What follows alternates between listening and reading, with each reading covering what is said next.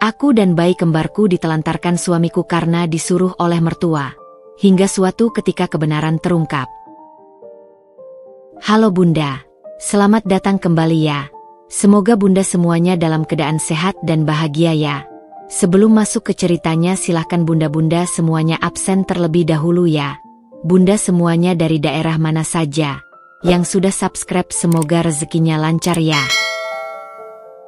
Udara di kamar itu terasa lembut. Seolah disaring oleh tirai tipis yang menari malas diembus pendingin ruangan. Aroma bedak bayi, sedikit amis ASI, dan wangi minyak telon bercampur menjadi simfoni yang menenangkan. Risma, dengan wajah yang masih menyisakan jejak perjuangan melahirkan, menatap dua gumpalan kecil di ranjang bayi di sampingnya. 2 bulan sudah berlalu sejak Arjuna dan Saraswati lahir ke dunia, membawa serta kebahagiaan yang meluap-luap, membanjiri relung hati Risma dan suaminya, Fahri.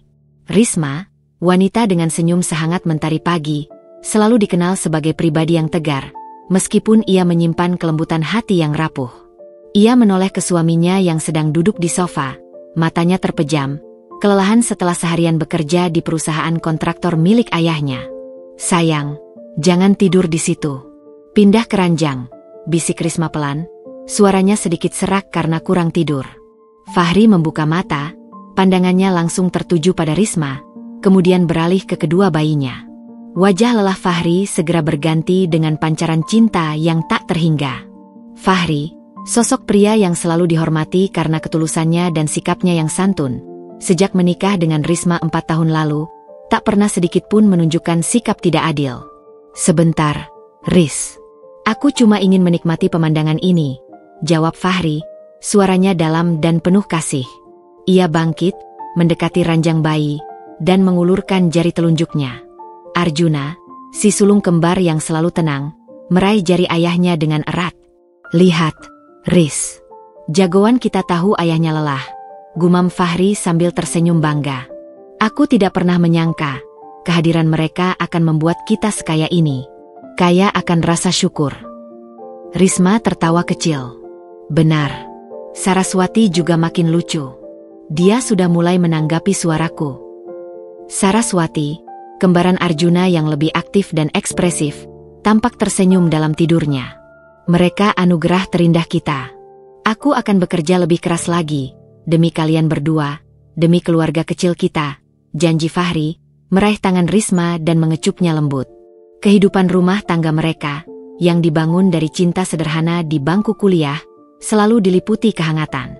Masalah finansial tak pernah menjadi jurang pemisah, sebab Fahri, meskipun anak tunggal dari keluarga berada, selalu mengajarkan kesederhanaan. Namun, ada satu bayangan mendung yang selalu mengintai. Bu Ratna, ibu Fahri.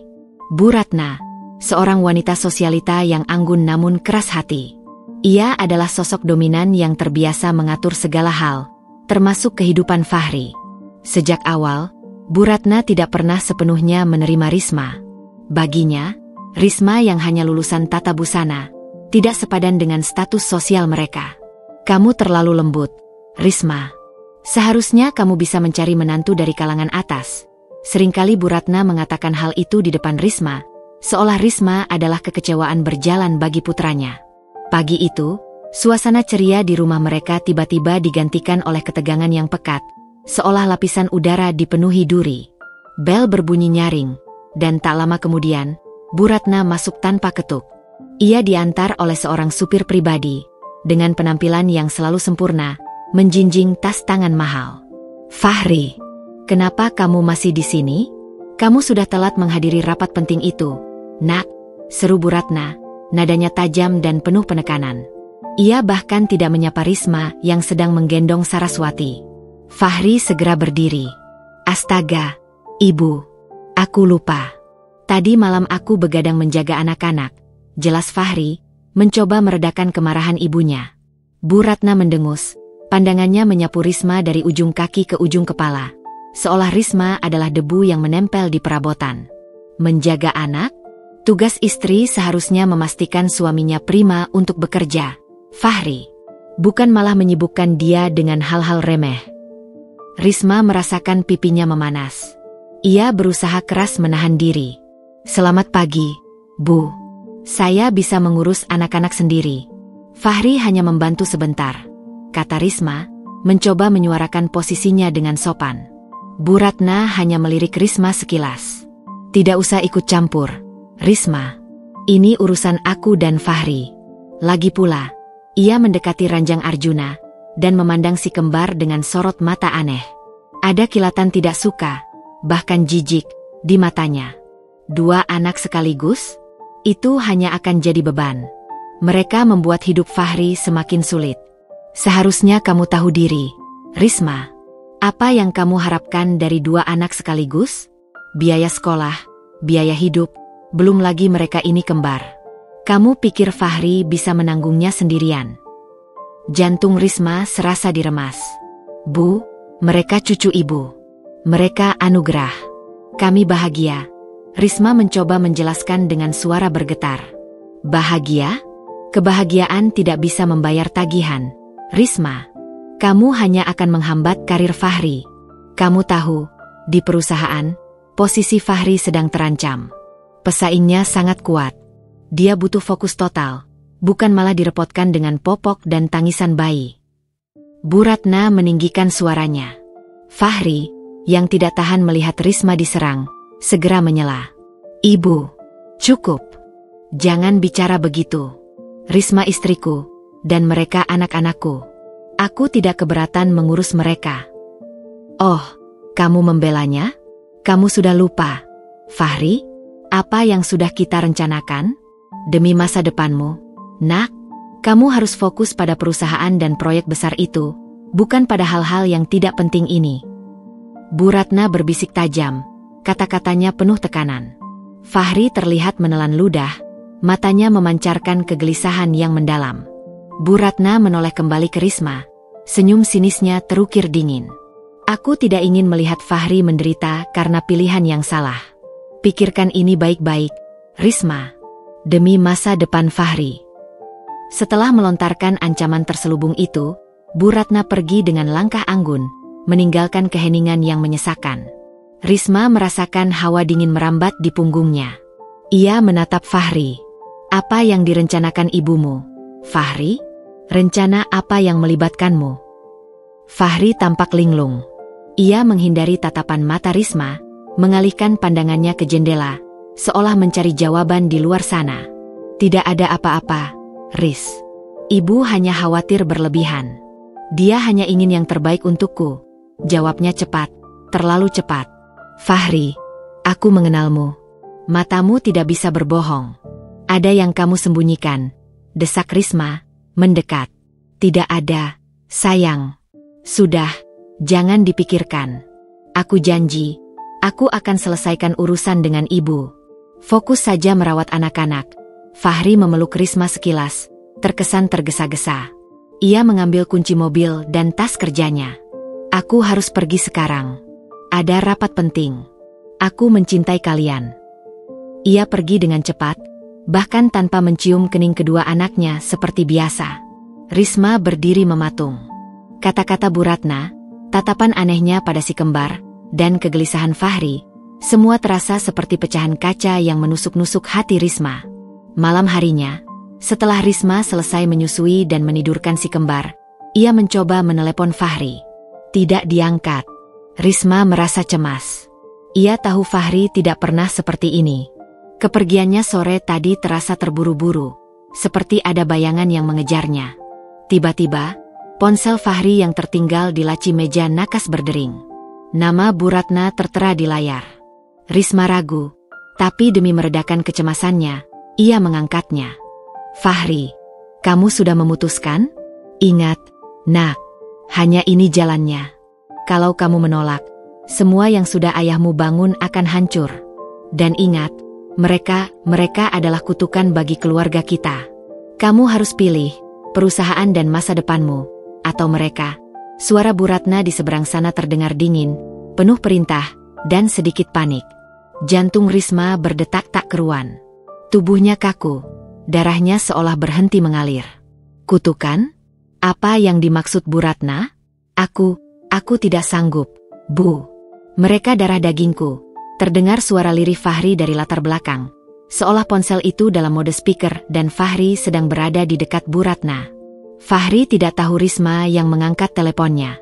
Sanggup atau tidak, kamu harus. Fahri, semua ini demi ayahmu. Kamu harus putuskan sekarang. Ceraikan dia, atau kamu akan melihat ibu sendiri yang... Kalimat Bu Ratna terputus karena telepon dimatikan dari seberang. Risma menjatuhkan ponsel Fahri, kakinya lemas tak bertumpu. Kepalanya berdengung, dipenuhi kabut ketakutan. Air mata panas mulai membasahi pipinya. Ada sebuah rahasia besar yang sedang merangkak, sebuah rencana jahat yang melibatkan dirinya dan kedua bayinya. Kenapa Bu Ratna begitu yakin si kembar adalah kutukan? Mengapa Fahri terdengar seperti sedang dipaksa membuat pilihan yang menghancurkan? Risma menatap ranjang bayinya, memeluk Arjuna dan Saraswati erat-erat. Sayang, jangan takut. Mama akan lindungi kalian, bisiknya. Pukul 2 dini hari. Risma terbangun karena tangisan Saraswati. Ia segera menggendong putrinya. Tiba-tiba, pintu kamar terbuka. Fahri berdiri di ambang pintu, tampak seperti dihantam badai. Wajahnya pucat, matanya merah dan bengkak, seolah ia baru saja melakukan perjalanan jauh di malam yang kelam. Fahri, kamu dari mana saja? Kenapa tidak angkat teleponku? Tanya Risma cemas, berusaha mendekat. Fahri tidak bergerak, matanya kosong, terarah pada Risma dan Saraswati dalam gendongannya. Napasnya tercekat, seolah ada batu besar yang menghimpit dadanya. Aku tidak bisa lagi, Risma, ucapnya, suaranya parau, nyaris tak terdengar. Risma mengerutkan keningnya. Apa yang kamu bicarakan? Fahri, kamu membuatku takut.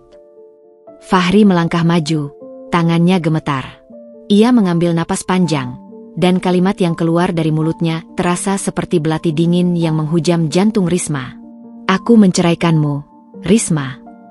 Seluruh dunia Risma terasa berhenti berputar. Udara di sekitarnya menguap. Ia merasa dirinya melayang tak tentu arah. Apa? Aku menceraikanmu. Kau harus pergi dari sini. Bawa anak-anak itu. Pergilah. Fahri mengeluarkan amplop tebal dari saku jaketnya, meletakkannya dengan kasar di meja terdekat. Itu untuk biaya hidup kalian selama 6 bulan ke depan. Setelah itu, kamu urus hidupmu sendiri. Risma menggeleng keras, air mata membanjiri wajahnya. Kamu bercanda, Fahri. Ini tidak lucu. Kenapa? Apa salahku? Aku baru melahirkan. Mereka darah dagingmu, teriak Risma, suaranya pecah. Fahri akhirnya menatap Risma, tetapi pandangannya kini dingin, terbuat dari es. Aku tidak mencintaimu lagi, Risma. Aku lelah dengan drama ini. Dan ibu benar, anak-anak ini, mereka hanya akan jadi beban. Mereka, pembawa sial. Aku butuh wanita yang bisa mendukung karierku, bukan yang merepotkan seperti kamu. Kalimat itu, yang diucapkan dengan dingin dan tanpa emosi, menusuk Risma hingga ke tulang. Pembawa sial. Sama persis seperti yang dikatakan Bu Ratna. Risma tahu, ini bukan Fahri. Ini adalah permainan kotor Bu Ratna. Tapi melihat Fahri mengucapkan kata-kata itu dengan matanya sendiri, menghancurkan Risma lebih dari apapun. Kamu tega. Fahri, kamu tega mengatakan itu pada istrimu yang baru melahirkan? Pada anak-anakmu sendiri. Risma tidak sanggup lagi berkata-kata. Ia hanya bisa menangis sesenggukan, memeluk Saraswati yang terbangun karena suara keras mereka. Fahri berbalik, tubuhnya bergetar hebat. Ia mencengkeram gagang pintu dengan kuat, seolah itu adalah satu-satunya pegangan hidupnya. Ia tidak berani menoleh lagi, takut jika ia melihat mata Risma atau wajah polos si kembar, ia akan goyah. Aku tidak ingin melihatmu lagi. Pergi dari sini sebelum matahari terbit, ucap Fahri, suaranya kini kembali parau, menahan gejolak emosi yang hampir meledak di dadanya. Pintu tertutup dengan suara keras, mengakhiri babak bahagia dalam hidup Risma. Ia ditinggalkan, dicampakkan, dan dihina, hanya dalam waktu kurang dari 24 jam. Risma ambruk di lantai, air mata dan sakit hati menjadi satu-satunya yang tersisa menemaninya bersama 2 bayi kembarnya yang tak berdosa. Kegelapan telah menelan fajar yang baru saja mereka sambut. Ia bersumpah dalam hati, ia akan kuat. Ia akan membuktikan bahwa Arjuna dan Saraswati bukanlah pembawa sial, melainkan anugerah yang akan ia jaga sampai akhir hayatnya. Kebahagiaan mereka, yang hanya seumur jagung, kini telah direnggut. Risma harus mulai berjuang sendirian. Namun ia tidak tahu, kepergian ini adalah awal dari sebuah kebenaran mengerikan yang akan mengungkap motif sebenarnya Bu Ratna. Sebuah motif yang jauh lebih gelap dan berhubungan dengan sebuah tanda lahir unik yang ada pada salah satu putri kembarnya. Perjuangan Risma baru saja dimulai, dan ia harus siap menghadapi badai yang jauh lebih besar dari sekadar perceraian. Dinginnya lantai tempat Risma ambruk seolah menjalar hingga ke sumsum tulang. Bukan dingin suhu malam yang menusuk, melainkan dinginnya pengkhianatan dari pria yang ia yakini sebagai pelabuhan terakhirnya. Kata-kata Fahri, "Aku tidak mencintaimu lagi," mereka hanya akan jadi beban. Mereka pembawa sial, berulang-ulang terngiang, menusuk seperti jarum es. Risma tidak menangis lagi. Matanya kering, air mata sudah habis terkuras, meninggalkan rasa perih yang teramat sangat. Ia bangkit, menggendong Saraswati yang kembali tertidur, dan menatap Arjuna di ranjang bayi. Kedua malaikat kecilnya. Bagaimana bisa Bu Ratna dan bahkan Fahri sendiri menyebut mereka kutukan? Sebuah naluri kuat seorang ibu berbisik di telinga Risma. "Ini bukan tentangmu, Risma. Ini tentang mereka. Ada sesuatu yang sangat besar di balik kebencian mertuamu." Fajar mulai merayap, membawa warna jingga ke ufuk timur. Risma sadar, ia tidak punya waktu untuk tenggelam dalam kesedihan. Perintah Fahri jelas, pergi dari sini sebelum matahari terbit. Ia harus pergi, bukan karena takut pada ancaman itu, tetapi karena ia tidak sudi lagi berada di bawah satu atap dengan Fahri yang sudah berubah menjadi orang asing, boneka dari ambisi ibunya. Dengan tangan yang masih gemetar, Risma mulai mengemasi barang. Bukan barang-barang mahal yang ia kumpulkan selama menjadi istri Fahri. Ia hanya mengambil pakaian si kembar, popok, beberapa potong bajunya, dan tentu saja, semua dokumen penting, termasuk akta kelahiran Arjuna dan Saraswati. Ia membuka amplop tebal yang ditinggalkan Fahri. Benar, sejumlah uang tunai yang cukup besar. Sebuah harga untuk perpisahan. Risma mengambil uang itu. "Bukan sebagai sedekah darimu, Fahri," batinnya perih. "Ini adalah modal untuk menghidupi anak-anakmu, yang kau sebut beban." Saat matahari bersinar penuh, Risma sudah berdiri di luar gerbang rumah mewah itu, membawa 2 tas besar dan menggendong si kembar yang tertidur pulas. Ia menoleh ke belakang. Tidak ada yang mengejar, tidak ada yang peduli. Rumah itu tampak sepi, seolah Fahri dan Bu Ratna sudah lama melenyapkan keberadaannya dari sana. Risma memanggil taksi. Tujuannya adalah sebuah kontrakan kecil di pinggiran kota, tempat ia pernah tinggal bersama almarhum ibunya sebelum menikah dengan Fahri. Kontrakan itu sudah lama kosong, tetapi kunci cadangannya masih ia simpan. Perjalanan terasa sunyi, hanya diisi oleh suara napas si kembar. Saat taksi berhenti di depan kontrakan bercat pudar itu, Risma merasa seperti kembali ke masa lalu, tetapi dengan beban yang jauh lebih berat. Ia membuka pintu. Bau apek dan debu menyambutnya. Kontras sekali dengan kamar mewah yang baru saja ia tinggalkan. "Maafkan Mama, Nak. Mulai sekarang, ini rumah kita," bisik Risma pada si kembar. Air matanya akhirnya menetes lagi, membasahi pipi Saraswati. Hari-hari awal adalah neraka. Risma harus membagi waktu antara mengurus 2 bayi yang membutuhkan perhatian penuh, membersihkan rumah yang kotor, dan berusaha mencari penghasilan. Uang dari Fahri tidak akan bertahan lama. Risma mencoba menghubungi beberapa temannya, namun entah mengapa, mereka semua menjawab dengan nada dingin, seolah menghindari Risma. Bu Ratna telah melakukan pekerjaannya dengan baik, menyebarkan desas-desus buruk tentang Risma. Suatu sore, saat Risma sedang menyusui si kembar sekaligus, pintu diketuk. Risma yang kelelahan dan curiga, menahan napas. "Siapa?" tanyanya ragu. "Ini aku, Riz." "Reno," jawab suara dari luar. Risma terkejut. Reno Ardiansyah adalah sahabat terbaik Fahri sejak sekolah menengah, dan juga sahabat Risma. Reno kini dikenal sebagai pengacara muda yang sukses, bintang yang sedang bersinar di firma hukum bergengsi. Risma bergegas mengenakan kerudung dan membuka pintu. Reno berdiri di sana, mengenakan setelan jas yang rapi. Wajahnya menunjukkan keterkejutan dan keprihatinan yang mendalam. Matanya menyapu kondisi kontrakan yang sederhana dan wajah Risma yang tampak jauh lebih tua dari usianya. "Ya Tuhan, Risma, apa yang terjadi?" tanya Reno, suaranya tercekat. Risma hanya bisa menunduk. Ia merasa malu, tetapi kehadiran Reno, yang seperti oase di padang gurun, sedikit meredakan beban hatinya. "Masuklah, Ren. Maaf, rumahku berantakan." Setelah duduk dan menenangkan si kembar, Risma menceritakan segalanya, dari kunjungan Bu Ratna yang penuh intimidasi, telepon misterius di tengah malam, hingga kata-kata Fahri yang menusuk. Ia menceritakan semuanya tanpa mengurangi satu pun detail, bahkan tentang bagaimana Fahri menuduh si kembar sebagai pembawa sial. Reno mendengarkan dengan saksama, rahangnya mengeras. Ia menggelengkan kepala tak percaya. "Fahri? Itu bukan Fahri yang aku kenal, Riz. Fahri adalah pria yang lemah lembut. Dia tidak akan pernah tega meninggalkanmu, apalagi menghina darah dagingnya sendiri. Dia pasti sedang berada di bawah tekanan yang luar biasa." "Tekanan macam apa, Ren? Sampai tega menceraikan istrinya yang baru 2 bulan melahirkan?" "Tidak ada alasan yang bisa membenarkan ini," ujar Risma, suaranya penuh keputusasaan. Reno menghela napas. "Kamu benar. Tidak ada.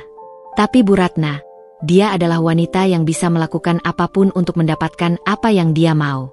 Dia punya sejarah, Riz. Sejarah mengendalikan hidup Fahri. Dulu, dia pernah memaksa Fahri putus dari pacarnya yang pertama karena tidak sekufu. Tapi kenapa sekarang? Kenapa setelah ada Arjuna dan Saraswati? Itu yang harus kita cari tahu. Semua ini terlalu mendadak dan terlalu kejam. Ada jurang yang sangat dalam di balik sikap Fahri." Reno mengambil jeda. Ia menatap kedua bayi yang tertidur. "Aku akan membantumu, Risma. Aku tidak akan membiarkan kalian berjuang sendirian." "Aku tidak bisa menerima uang darimu, Ren," potong Risma cepat. "Aku akan mencari pekerjaan. Aku bisa menjahit, membuat baju. Aku akan mandiri." "Bukan uang, Risma. Aku menawarkan bantuan profesional. Aku pengacara. Ingat, aku akan menyelidiki apa yang sebenarnya terjadi. Perceraian ini tidak masuk akal. Fahri menceraikanmu tanpa alasan yang jelas. Ini bisa kita gugat balik. Kita harus bongkar apa yang Bu Ratna sembunyikan." Risma menatap mata Reno. Di sana, ia melihat ketulusan yang murni. Setelah dikhianati oleh suaminya sendiri, dukungan dari sahabat ini terasa seperti hadiah terindah. Aku tidak tahu harus bilang apa, Ren. Tapi aku takut. Aku takut jika Bu Ratna tahu kita melawan, dia akan melakukan hal yang lebih buruk. Justru itu, kita tidak boleh diam. Kita harus cepat bergerak sebelum dia membuat langkah yang lebih jauh." "Aku akan mulai dari perusahaan ayah Fahri," kata Reno. "Beberapa bulan lalu, aku sempat mendengar selentingan bahwa ada masalah internal di sana, terutama terkait aset dan surat wasiat lama. Bu Ratna sangat protektif terhadap semua itu." "Surat wasiat?" "Ya, almarhum ayah Fahri adalah orang yang sangat teliti. Aku yakin ada sesuatu yang Bu Ratna tutupi. Mungkin alasan dia ingin kamu dan si kembar disingkirkan berhubungan dengan warisan." Reno mengeluarkan buku catatan kecil. "Tolong ceritakan detail percakapan terakhirmu dengan Bu Ratna, saat dia menyebut kutukan dan ancaman pada Fahri." Risma mengulang percakapan telepon itu. Dia bilang, mereka adalah kutukan bagi keluarga kita. Dan, kamu harus pilih, perusahaan dan masa depanmu, atau mereka. Mendengar itu, Reno terdiam lama, matanya menyipit berpikir keras. Menarik. Dia tidak bilang, kamu dan Risma, tapi, mereka. Artinya fokus masalahnya adalah pada si kembar. Seolah-olah kehadiran mereka, atau bahkan keberadaan mereka, mengancam sesuatu yang Bu Ratna miliki. Tapi kenapa, Ren? Mereka hanya bayi tak berdosa. Apa salah mereka? Risma bertanya dengan getir. Justru di situ kuncinya. Risma, bayi, anak kandung, pewaris. Aku akan mulai menggali dokumen lama perusahaan dan surat-surat warisan ayah Fahri. Sementara itu, kamu fokus pada dirimu dan anak-anak. Jangan pernah goyah. Ingat, kamu punya 2 alasan kuat untuk bangkit, Arjuna dan Saraswati. Sebelum pergi, Reno memberikan Risma kartu namanya dan berjanji akan segera menghubunginya. Kepergian Reno meninggalkan percikan harapan di hati Risma. Ia tidak lagi merasa sendirian. Keesokan harinya, Risma memberanikan diri. Ia tidak hanya menunggu bantuan Reno. Ia mulai menjahit baju bayi dan pakaian wanita dari kain perca yang ia miliki. Keterampilan menjahitnya dulu, kini menjadi pelampung kehidupannya. Ia berjalan kaki ke pasar terdekat, menawarkan hasil jahitannya. Awalnya sulit, banyak yang menolak. Namun, Risma tidak menyerah. Ia berjalan di bawah terik matahari, menggendong 1 bayi dan mengayun kereta dorong berisi bayi lainnya, menawarkan jahitannya dari satu toko ke toko lain. Kaki dan punggungnya pegal, tetapi setiap kali ia melihat wajah damai Arjuna dan Saraswati, energinya kembali terisi penuh. Mama akan bekerja keras. Nak, kalian tidak akan kelaparan, bisiknya. Di sisi lain kota, Fahri hidup dalam neraka penyesalan yang ia ciptakan sendiri. Ia kembali ke rumah yang kini terasa dingin dan hampa. Setiap sudut rumah mengingatkannya pada tawa Risma, suara lulabi dari kamar bayi, dan aroma masakan Risma.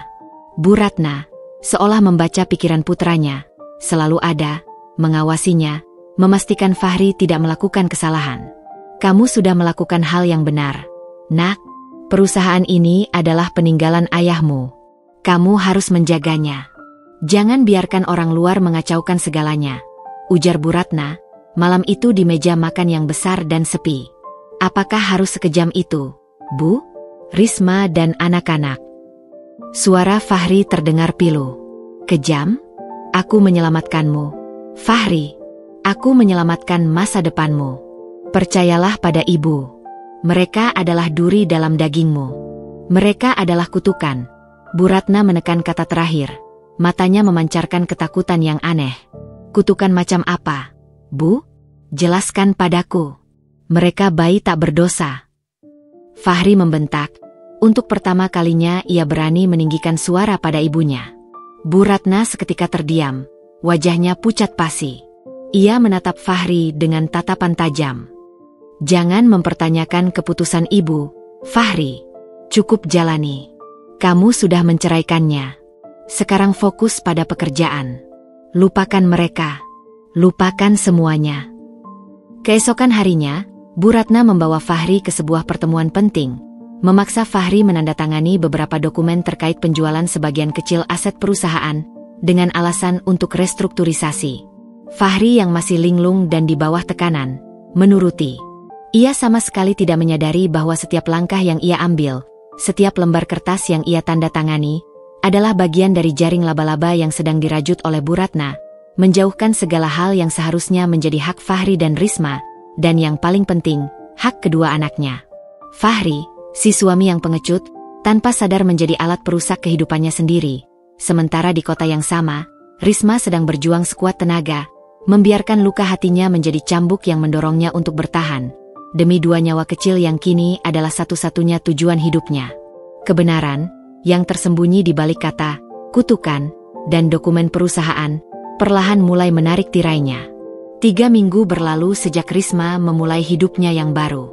Kontrakan kecil itu perlahan berubah dari tempat pelarian menjadi medan pertempuran. Setiap hari adalah maraton yang menguras tenaga dan emosi. Risma tidak punya waktu untuk meratapi nasib. Kebutuhan Arjuna dan Saraswati adalah prioritas mutlak, kompas yang menuntun langkahnya. Uang dari Fahri perlahan menipis, seolah pasir hisap yang menarik sisa-sisa harapannya. Risma harus pintar memutar otak. Ia tidak pernah menyangka, keterampilan menjahit yang dulu hanya hobi, kini menjadi jangkar satu-satunya. Ia mulai menerima pesanan menjahit pakaian bayi dan perbaikan baju dari tetangga sekitar dan toko-toko kecil. Jari-jarinya yang halus kini kasar dan sering tertusuk jarum. Tetapi setiap tetesan keringat itu adalah janji hidup untuk si kembar.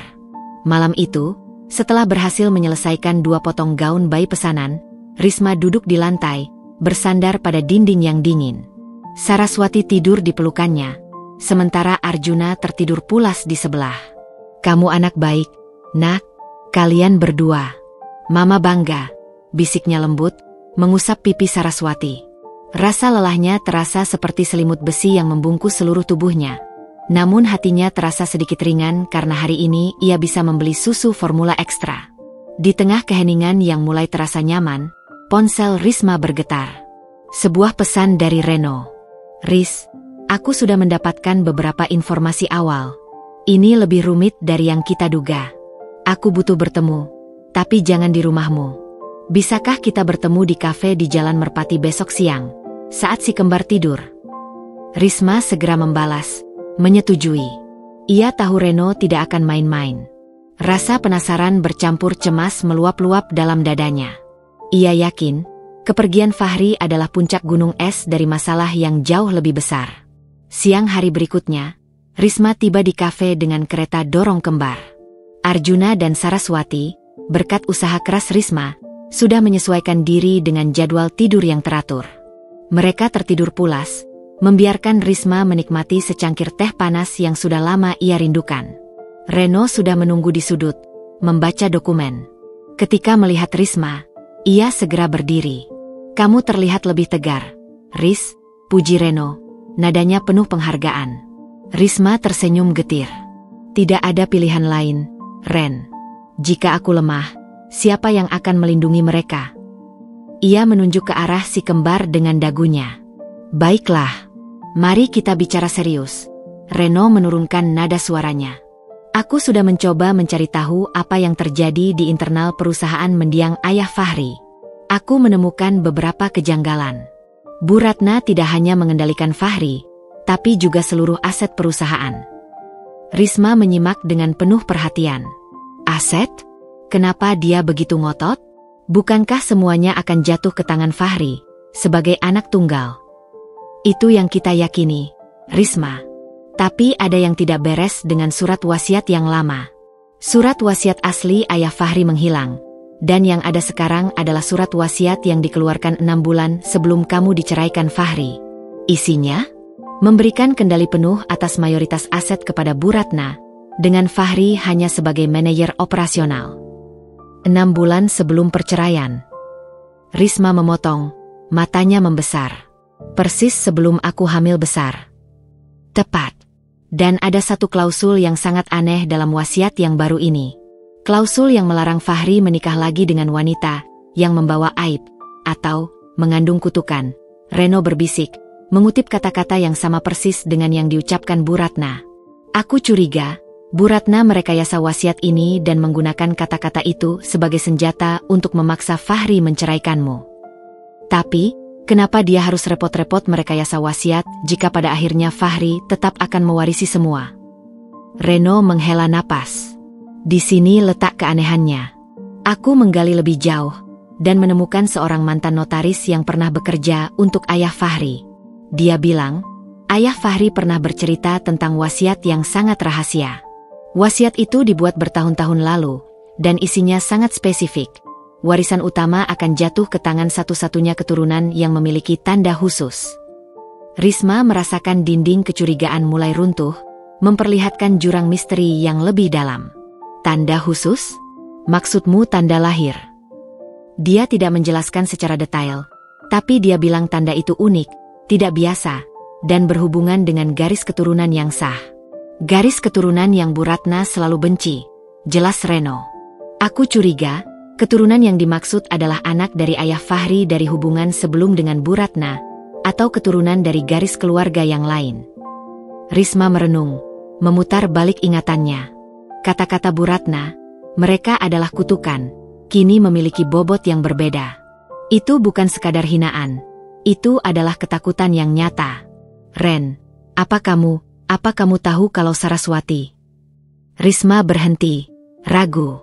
Ia membuka selimut Saraswati sedikit, hanya agar Reno bisa melihat bahu kecil putrinya. "Dia punya tanda lahir di sini." Reno mendekat, matanya meneliti bahu Saraswati. Sebuah bintik kecil, agak gelap, berbentuk menyerupai bintang kecil dengan 5 ujung yang tidak terlalu sempurna. Tanda lahir unik. Apakah Arjuna juga memilikinya? Tanya Reno cepat. Risma menggeleng. Tidak. Hanya Saraswati. Selama ini aku pikir itu hanya tanda lahir biasa, Ren. Reno segera mengambil ponselnya. Aku harus segera menghubungi notaris itu lagi. Kita harus tahu, apakah tanda ini sesuai dengan deskripsi wasiat rahasia itu. Mereka berdua terdiam, diselimuti oleh harapan dan kecemasan yang mendebarkan.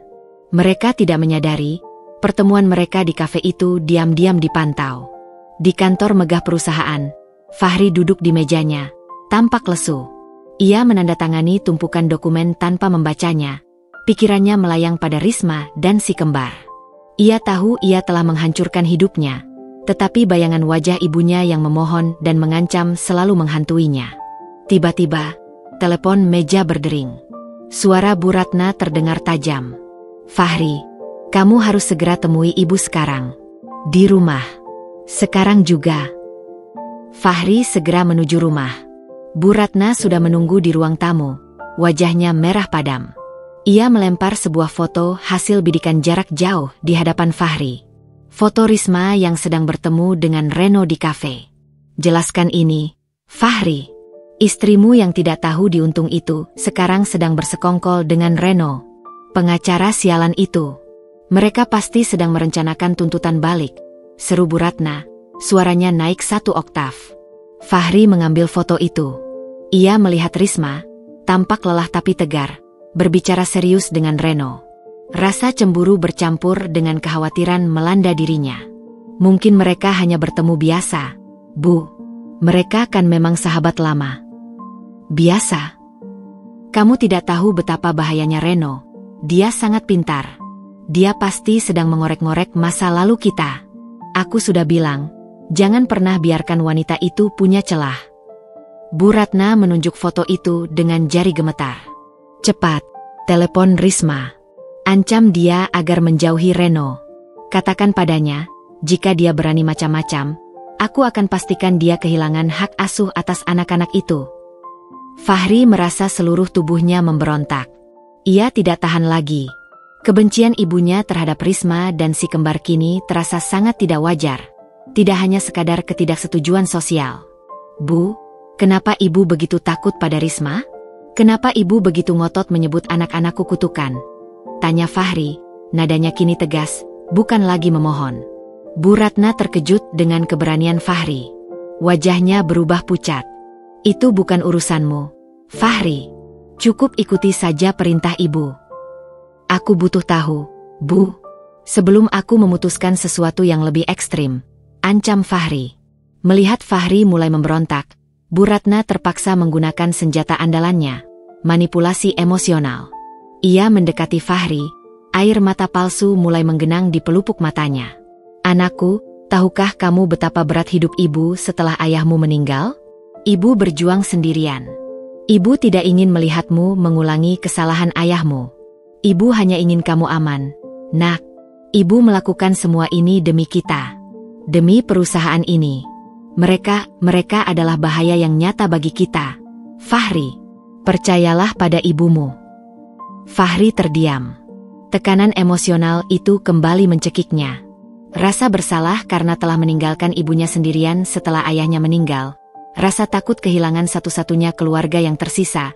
Semua bercampur menjadi racun yang melumpuhkan logikanya. Baiklah, Bu. Aku akan menghubungi Risma. Tapi aku hanya akan memperingatkannya untuk tidak macam-macam. Aku tidak akan mengancamnya dengan hak asuh. Jawab Fahri, suaranya kembali melemah. Ia tahu ia sedang berbohong. Ia tidak akan mengancam Risma. Justru, ia ingin menghubungi Risma, bukan untuk mengancam, tetapi untuk mendengar suaranya. Dan mungkin, diam-diam mencari tahu apa yang sebenarnya direncanakan Risma dan Reno. Malam itu, Risma menerima pesan dari nomor Fahri. Jauhi Reno. Jauhi urusan perusahaan. Fokus saja pada anak-anak. Jangan coba-coba menuntut balik. Ibu tahu apa yang kamu lakukan. Risma membaca pesan itu. Bukannya takut, Risma malah tersenyum tipis. Dia mulai khawatir, gumamnya. Ancaman itu justru menjadi api yang membakar semangatnya. Ia tahu, langkahnya bersama Reno sudah benar.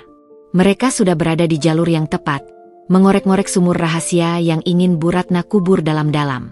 Tekanan dari Bu Ratna dan bahkan peringatan dari Fahri, kini terasa seperti nyanyian kemenangan yang samar-samar di kejauhan. Risma tidak akan mundur. Ia harus mengungkap rahasia di balik tanda lahir putrinya dan wasiat yang hilang. Perjuangan itu baru saja memasuki babak yang paling mendebarkan. Pesan singkat dari Fahri yang menyuruh Risma menjauhi Reno tidak membuat Risma gentar. Justru menguatkan keyakinannya bahwa mereka telah menekan Bu Ratna di titik yang tepat. Ancaman itu terasa seperti dentuman genderang tanda perang telah dimulai, dan Risma sudah siap menyambutnya. Ia membalas pesan Fahri dengan sangat singkat. Urus saja dirimu dan ibumu. Aku hanya akan mengurus anak-anakku. Risma semakin fokus pada pekerjaan menjahitnya. Ia mulai berjejaring dengan ibu-ibu penjual online, menawarkan jasa jahitnya dengan harga terjangkau. Meskipun lelah, energinya terasa berlipat ganda setiap kali ia memikirkan perjuangannya adalah demi masa depan Arjuna dan Saraswati. Namun, ketenangan itu tidak berlangsung lama. Bu Ratna tidak pernah main-main. Ia adalah elang yang selalu mengincar mangsanya.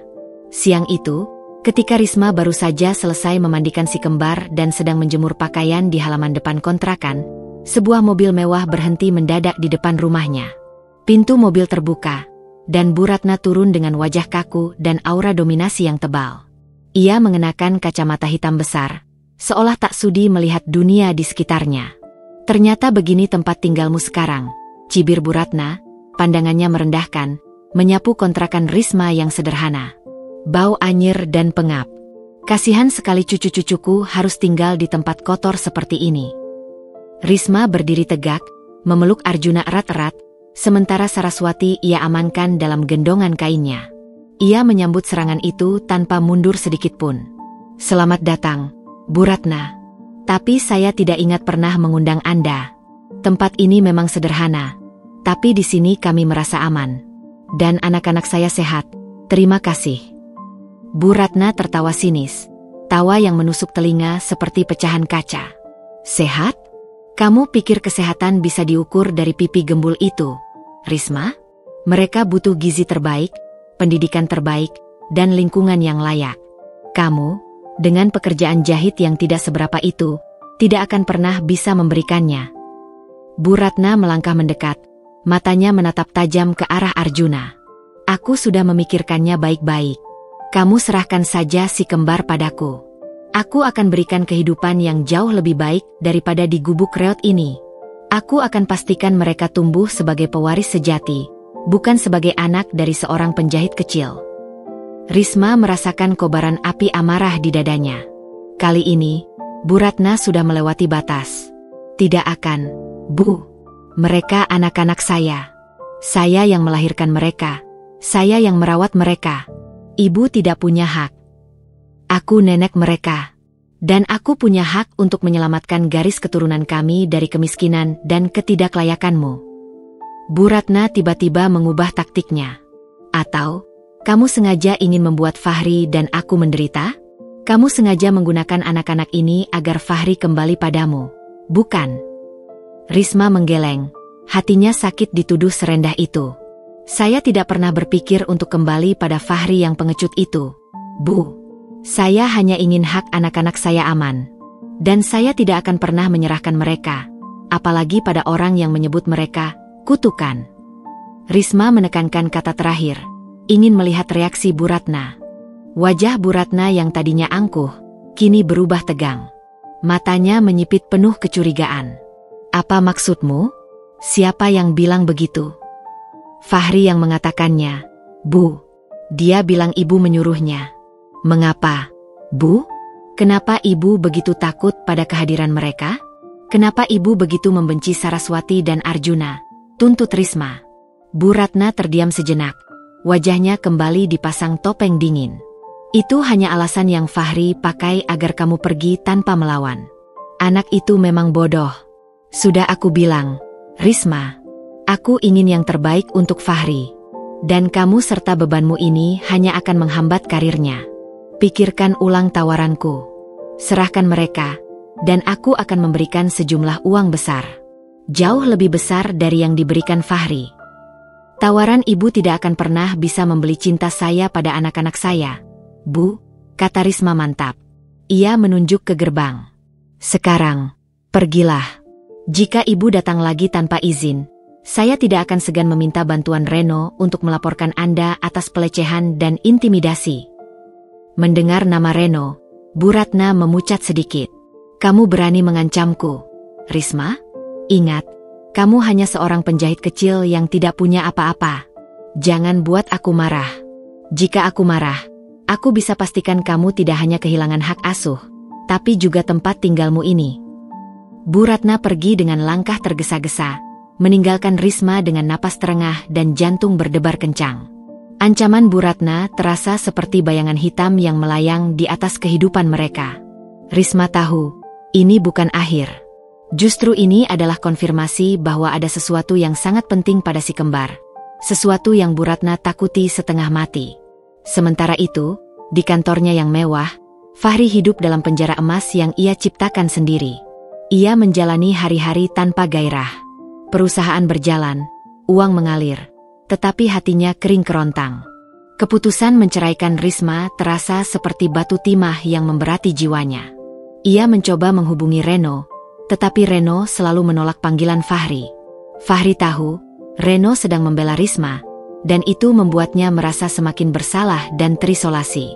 Sore itu, Fahri mencoba kembali ke rumah lama mereka, tempat ia meninggalkan Risma.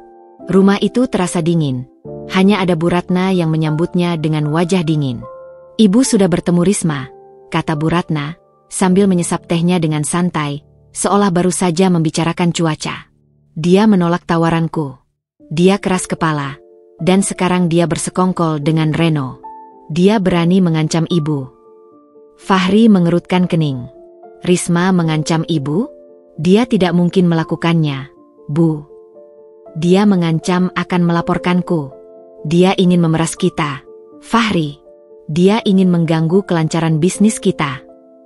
Bu Ratna meninggikan suaranya, mencoba membangkitkan kemarahan Fahri. Namun, Fahri tidak marah. Ia merasa semakin curiga. Sikap Risma yang tegar dan berani mengancam justru terasa lebih masuk akal daripada fitnah ibunya. Risma yang ia kenal adalah wanita yang berprinsip. Bu, kenapa ibu tidak membiarkan saja Risma hidup tenang? Kenapa ibu harus repot-repot mendatanginya ke kontrakan? Kenapa ibu harus memintanya menyerahkan anak-anak? Bukankah ibu sudah menceraikannya dari aku? Tanya Fahri, nadanya tenang, tetapi penuh penyelidikan.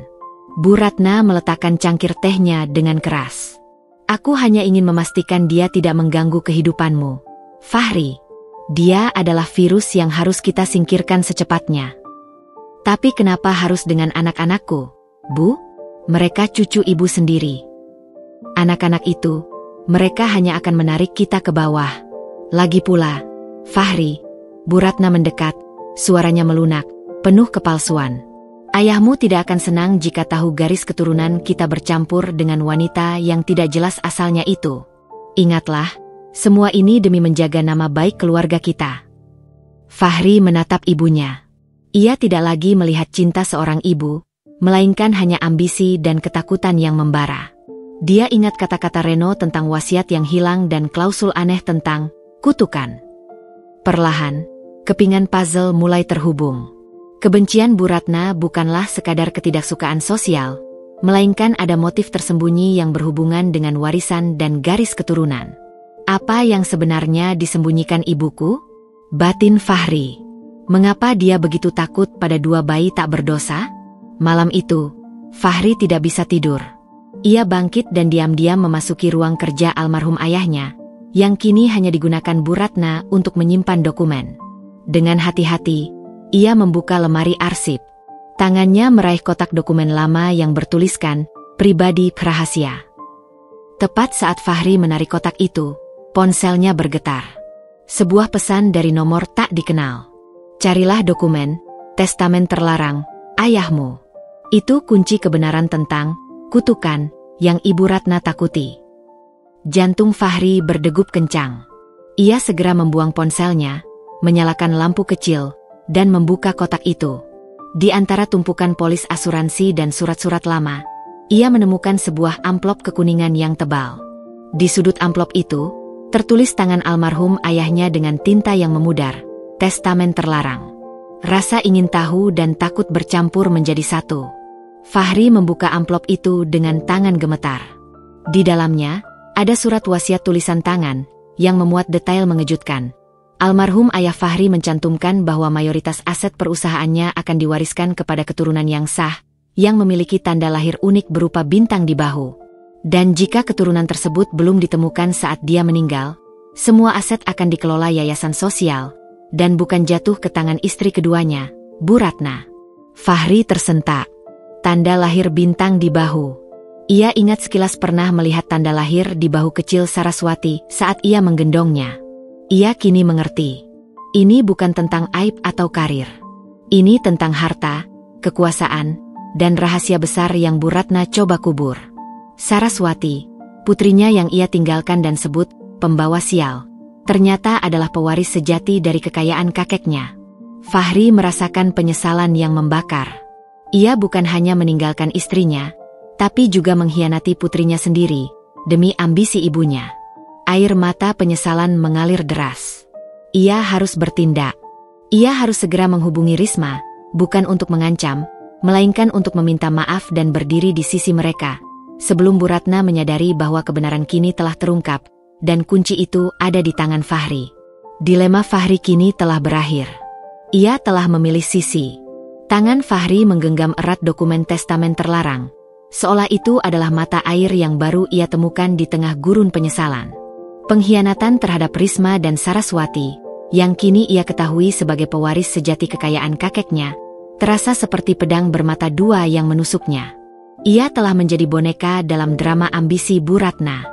Pesan misterius yang membimbingnya menemukan wasiat itu membuat Fahri yakin ada pihak ketiga yang mengawasi Bu Ratna. Namun, saat ini, prioritasnya adalah Risma dan anak-anaknya. Ia harus memperbaiki segalanya. Fahri segera menelepon Reno, sahabat yang kini ia sakiti. "Reno, tolong, angkat. Aku mohon," bisik Fahri panik. Setelah beberapa kali mencoba, Reno akhirnya menjawab, suaranya dingin dan penuh curiga. "Ada apa, Fahri? Aku tidak punya waktu untuk mendengarkan omong kosong ibumu lagi. Kau sudah memilih jalanmu." "Aku tahu, Ren. Aku tahu aku brengsek. Tapi tolong, dengarkan aku sekali saja. Ini tentang wasiat ayah, Ren. Aku menemukannya. Aku tahu kenapa ibu sangat membenci Risma dan si kembar. Ini tentang Saraswati," desak Fahri, suaranya syarat permohonan. Ada keheningan panjang di seberang sana, seolah Reno sedang menimbang setiap kata. "Saraswati? Apa maksudmu?" "Dia punya tanda lahir di bahunya, kan? Tanda bintang kecil. Itu bukan tanda lahir biasa, Ren. Itu adalah tanda pewaris yang disebutkan dalam wasiat terlarang ayah. Bu Ratna tahu tentang ini, dan dia ingin menyingkirkan mereka agar warisan itu jatuh ke tangannya." Pengakuan Fahri itu meledak seperti petir di tengah malam sunyi. Reno, yang awalnya skeptis, kini terkejut. "Tunggu, bagaimana kamu tahu tentang tanda lahir itu? Dan wasiat terlarang?" Fahri menjelaskan singkat tentang pesan anonim yang ia terima dan bagaimana ia menemukan dokumen wasiat di ruang kerja ayahnya. "Aku butuh bantuanmu, Ren. Bukan sebagai pengacara perusahaanku, tapi sebagai sahabat. Aku harus bertemu Risma. Aku harus menceritakan semuanya. Tapi aku takut ibu mengawasi." Reno menyadari keseriusan situasi ini. "Baiklah, temui aku di kantor jam 10 malam. Bawa dokumen itu. Jangan beritahu siapapun, termasuk ibumu. Kita perlu strategi agar Risma mau percaya padamu, karena dia sudah sangat terluka." Di sisi lain kota, Risma sedang menidurkan si kembar. Hatinya masih terasa seperti tanah retak akibat ancaman Bu Ratna dan peringatan dari Fahri. Namun, kata-kata Reno tentang wasiat rahasia terus berputar di benaknya. Ia memegang erat bahu Saraswati, merasakan keberadaan tanda lahir bintang itu. Apakah benar tanda ini yang menjadi kunci dari semua ini? Tiba-tiba, ponselnya berdering. Nomor Fahri. Risma ragu. Namun ia ingat Reno menyarankannya untuk tetap membuka komunikasi. Siapa tahu Fahri goyah. "Halo," jawab Risma datar, tanpa emosi. "Risma, tolong, dengarkan aku." Suara Fahri terdengar putus asa, tidak lagi dingin. "Aku tahu aku menyakitimu. Aku tahu aku membuat kesalahan terbesar dalam hidupku. Tapi tolong, aku mohon, temui aku. Hanya 10 menit.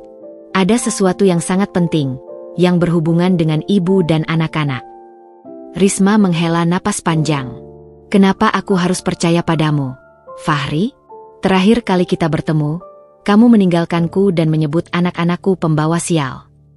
Aku tahu. Aku pantas menerima semua kata-katamu. Tapi aku sudah tahu kebenarannya. Risma, aku menemukan wasiat ayah yang sebenarnya. Alasan ibu menceraikan kita, itu bukan karena aib atau karir. Itu karena Saraswati. Dia adalah pewaris utama, Risma. Tanda lahir di bahunya itu kuncinya." Kekuatan pengakuan itu membuat Risma terhenyak. Semua kecurigaannya, semua teka-teki, kini mendapatkan jawaban yang mengejutkan. Ia tidak lagi mendengar kebohongan di suara Fahri, melainkan kejujuran yang menyakitkan. "Kita bertemu di tempat yang aman. Aku tidak mau tahu. Aku tidak mau Bu Ratna melihatmu." Putus Risma, nada suaranya tegas.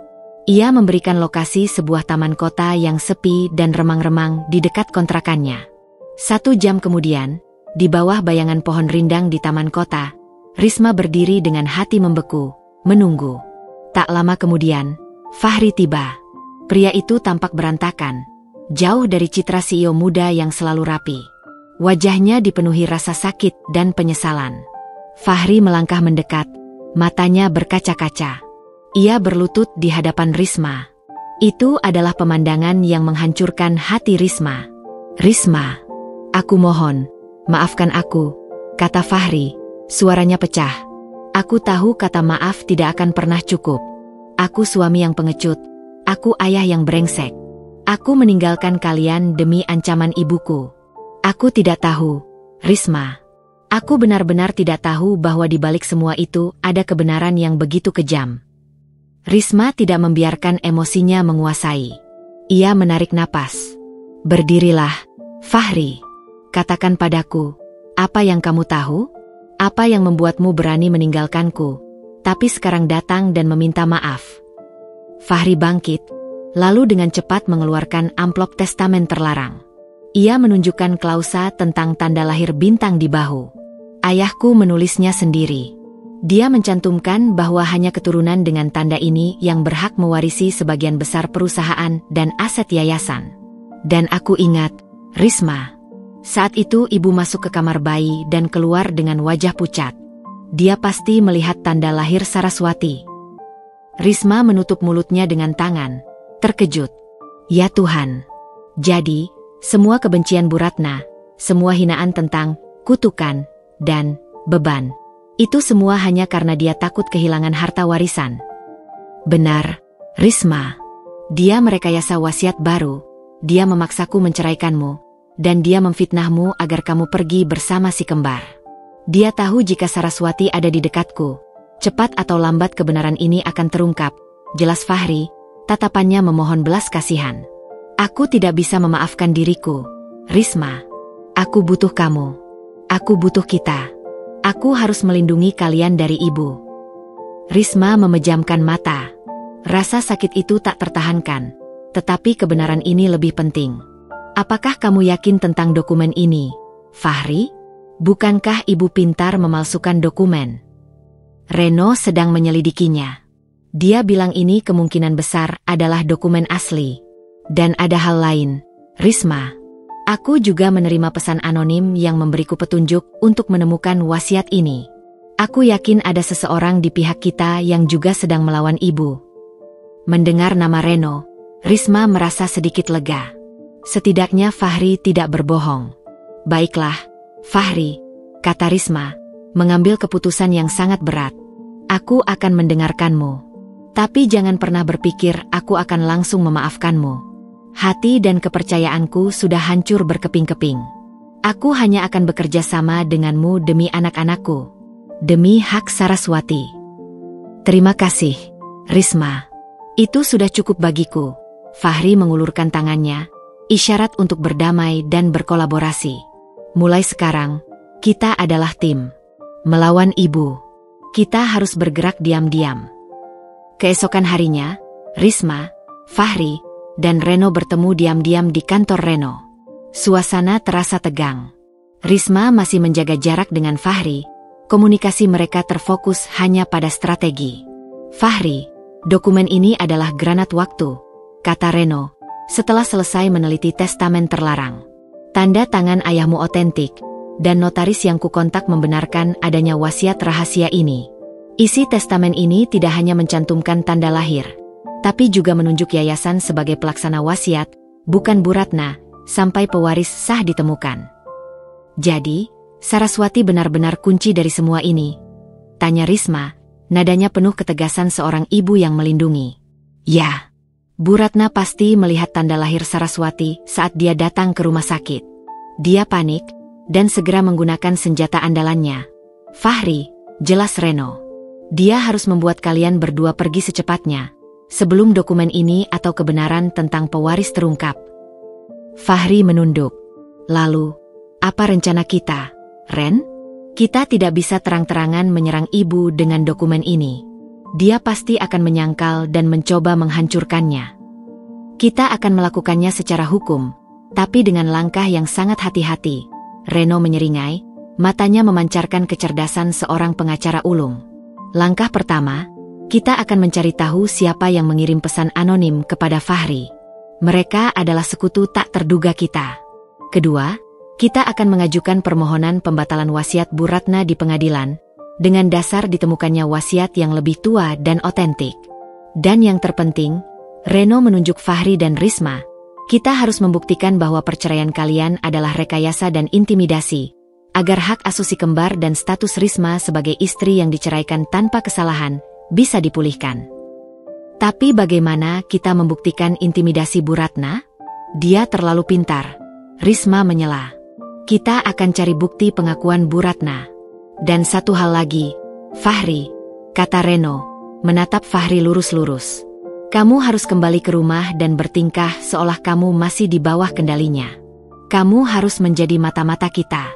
Cari bukti, rekaman, atau saksi yang bisa membenarkan bahwa Bu Ratna memaksamu menceraikan Risma. Ini akan menjadi pertarungan yang panjang dan brutal. Fahri mengangguk tanpa ragu.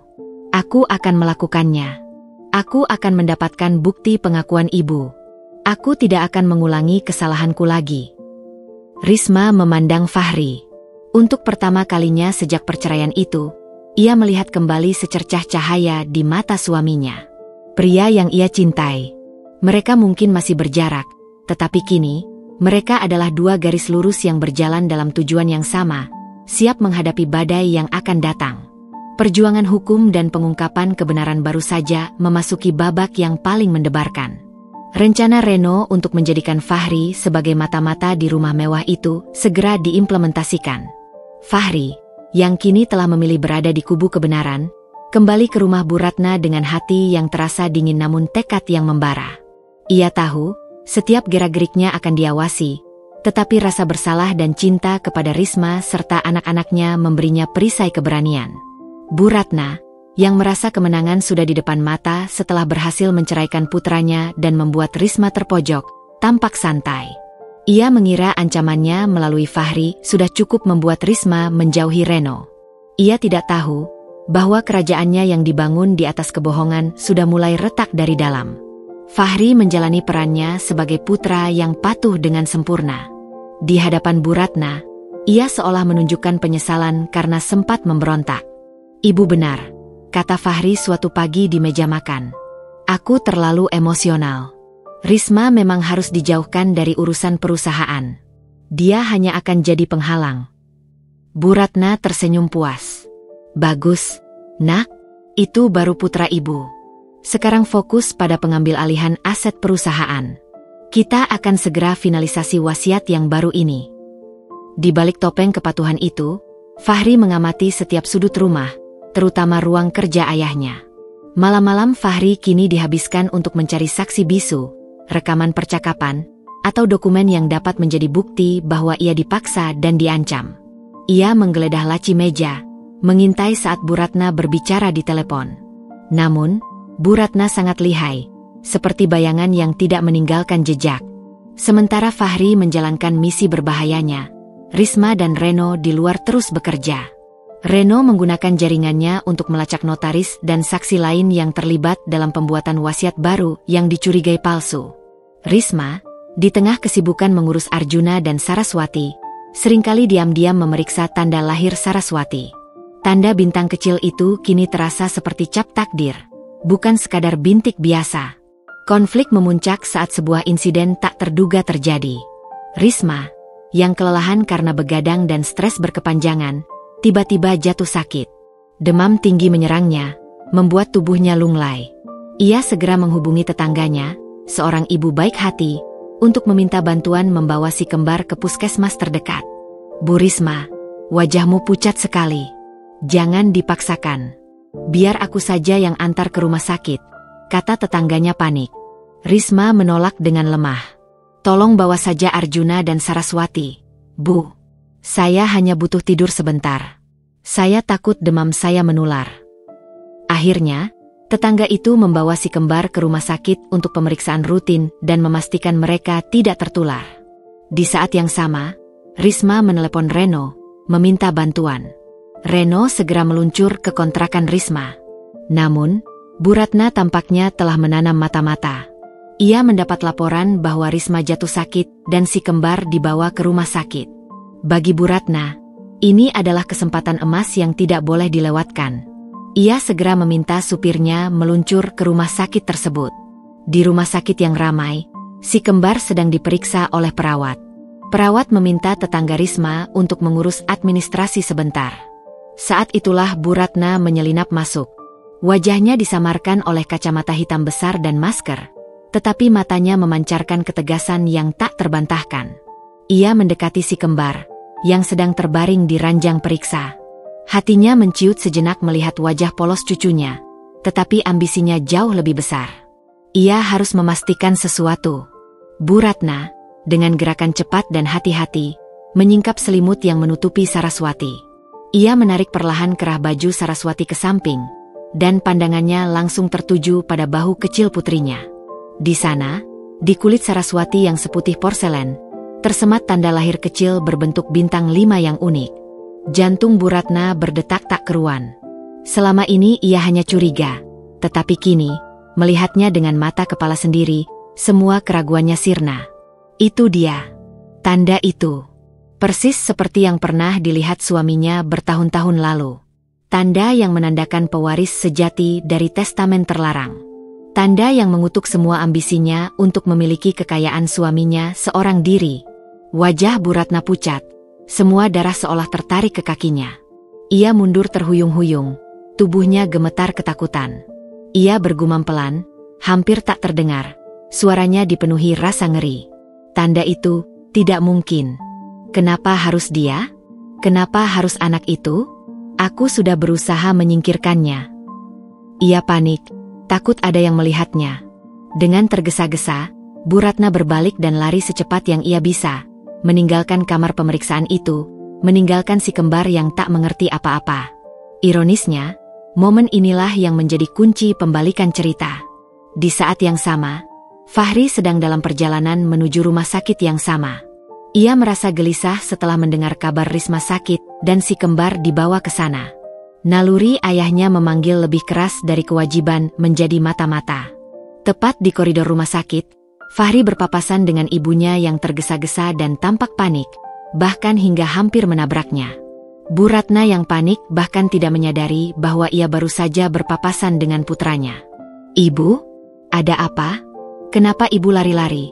tanya Fahri, terkejut melihat wajah ibunya yang pucat, seperti baru melihat hantu.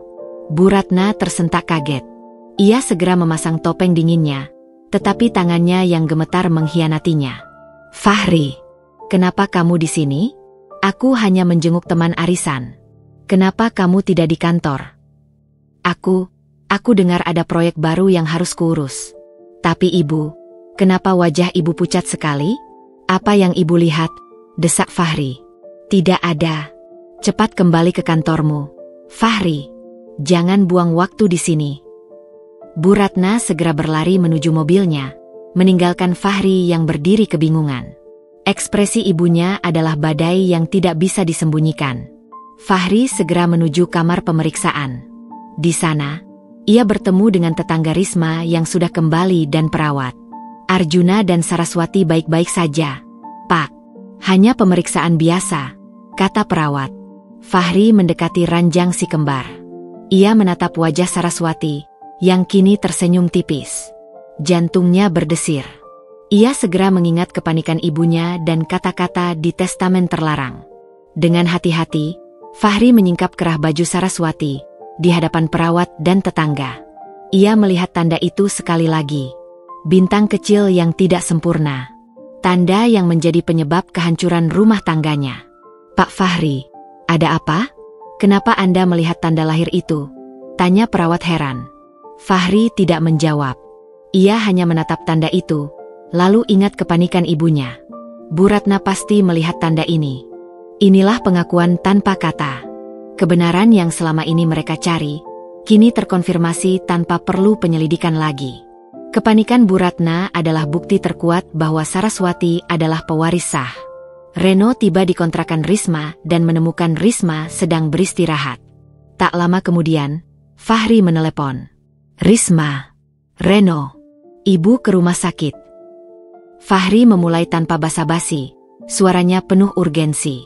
Maksudmu Bu Ratna? Apa yang dia lakukan di sana? Tanya Risma, yang langsung merasa cemas. Fahri menceritakan pertemuannya dengan Bu Ratna yang panik dan bagaimana ia melihat tanda lahir Saraswati. Dia pasti melihat tanda itu. Risma. Kepanikannya, wajahnya yang pucat, itu bukan karena melihat teman arisan. Itu karena dia tahu Saraswati benar-benar pewarisnya. Dia melihat bukti nyata dari kutukan yang dia takuti. Reno yang mendengarkan di samping Risma, mengangguk setuju. Itu dia, Fahri. Itu adalah pengakuan terkuat. Sekarang kita punya motif yang kuat dan fakta yang terkonfirmasi. Aku harus melakukan sesuatu. Aku harus punya bukti suaranya. Reno, aku akan kembali ke rumah dan memancingnya bicara, tekad Fahri. Tunggu, Fahri. Jangan gegabah. Sekarang kita tahu dia sedang panik. Panik bisa membuatnya lengah, tapi juga bisa membuatnya nekat, peringat Reno. Kita akan susun strategi yang lebih matang. Kamu harus bertindak seolah kamu masih terkejut dengan kabar Risma sakit. Itu akan membuat ibumu percaya kamu masih mengurus masalah yang kamu tinggalkan. Meskipun Fahri ingin segera mengonfrontasi ibunya, ia menuruti nasihat Reno. Ia tahu, satu langkah salah bisa menghancurkan segalanya. Sementara Risma berjuang memulihkan diri dari sakitnya, ia melihat si kembar dengan sorot mata yang berbeda. Arjuna dan terutama Saraswati, bukanlah beban. Mereka adalah pemegang kunci kebenaran dan keadilan yang selama ini dicuri. Risma tidak lagi hanya berjuang untuk bertahan hidup, tetapi berjuang untuk mempertahankan takdir putrinya. Konfrontasi besar antara cinta sejati dan ambisi gelap kini sudah di depan mata. Kepulangan Fahri ke rumah mewah itu terasa seperti kembali ke medan ranjau. Ia harus berakting seolah terkejut dengan kabar sakitnya Risma, dan pada saat yang sama, ia harus memancing Bu Ratna untuk mengakui semua kejahatannya. Kepanikan Bu Ratna di rumah sakit telah menjadi kompas moral bagi Fahri. Penyesalan kini berubah menjadi tekad untuk memperjuangkan keadilan.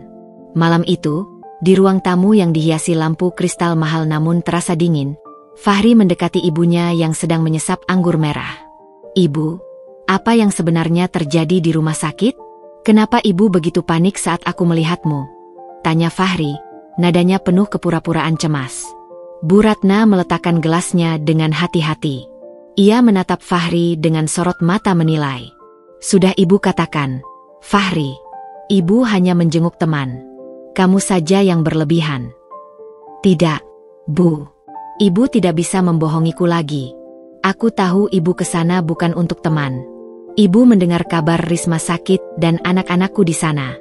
Ibu ingin memastikan sesuatu, bukan? Desak Fahri.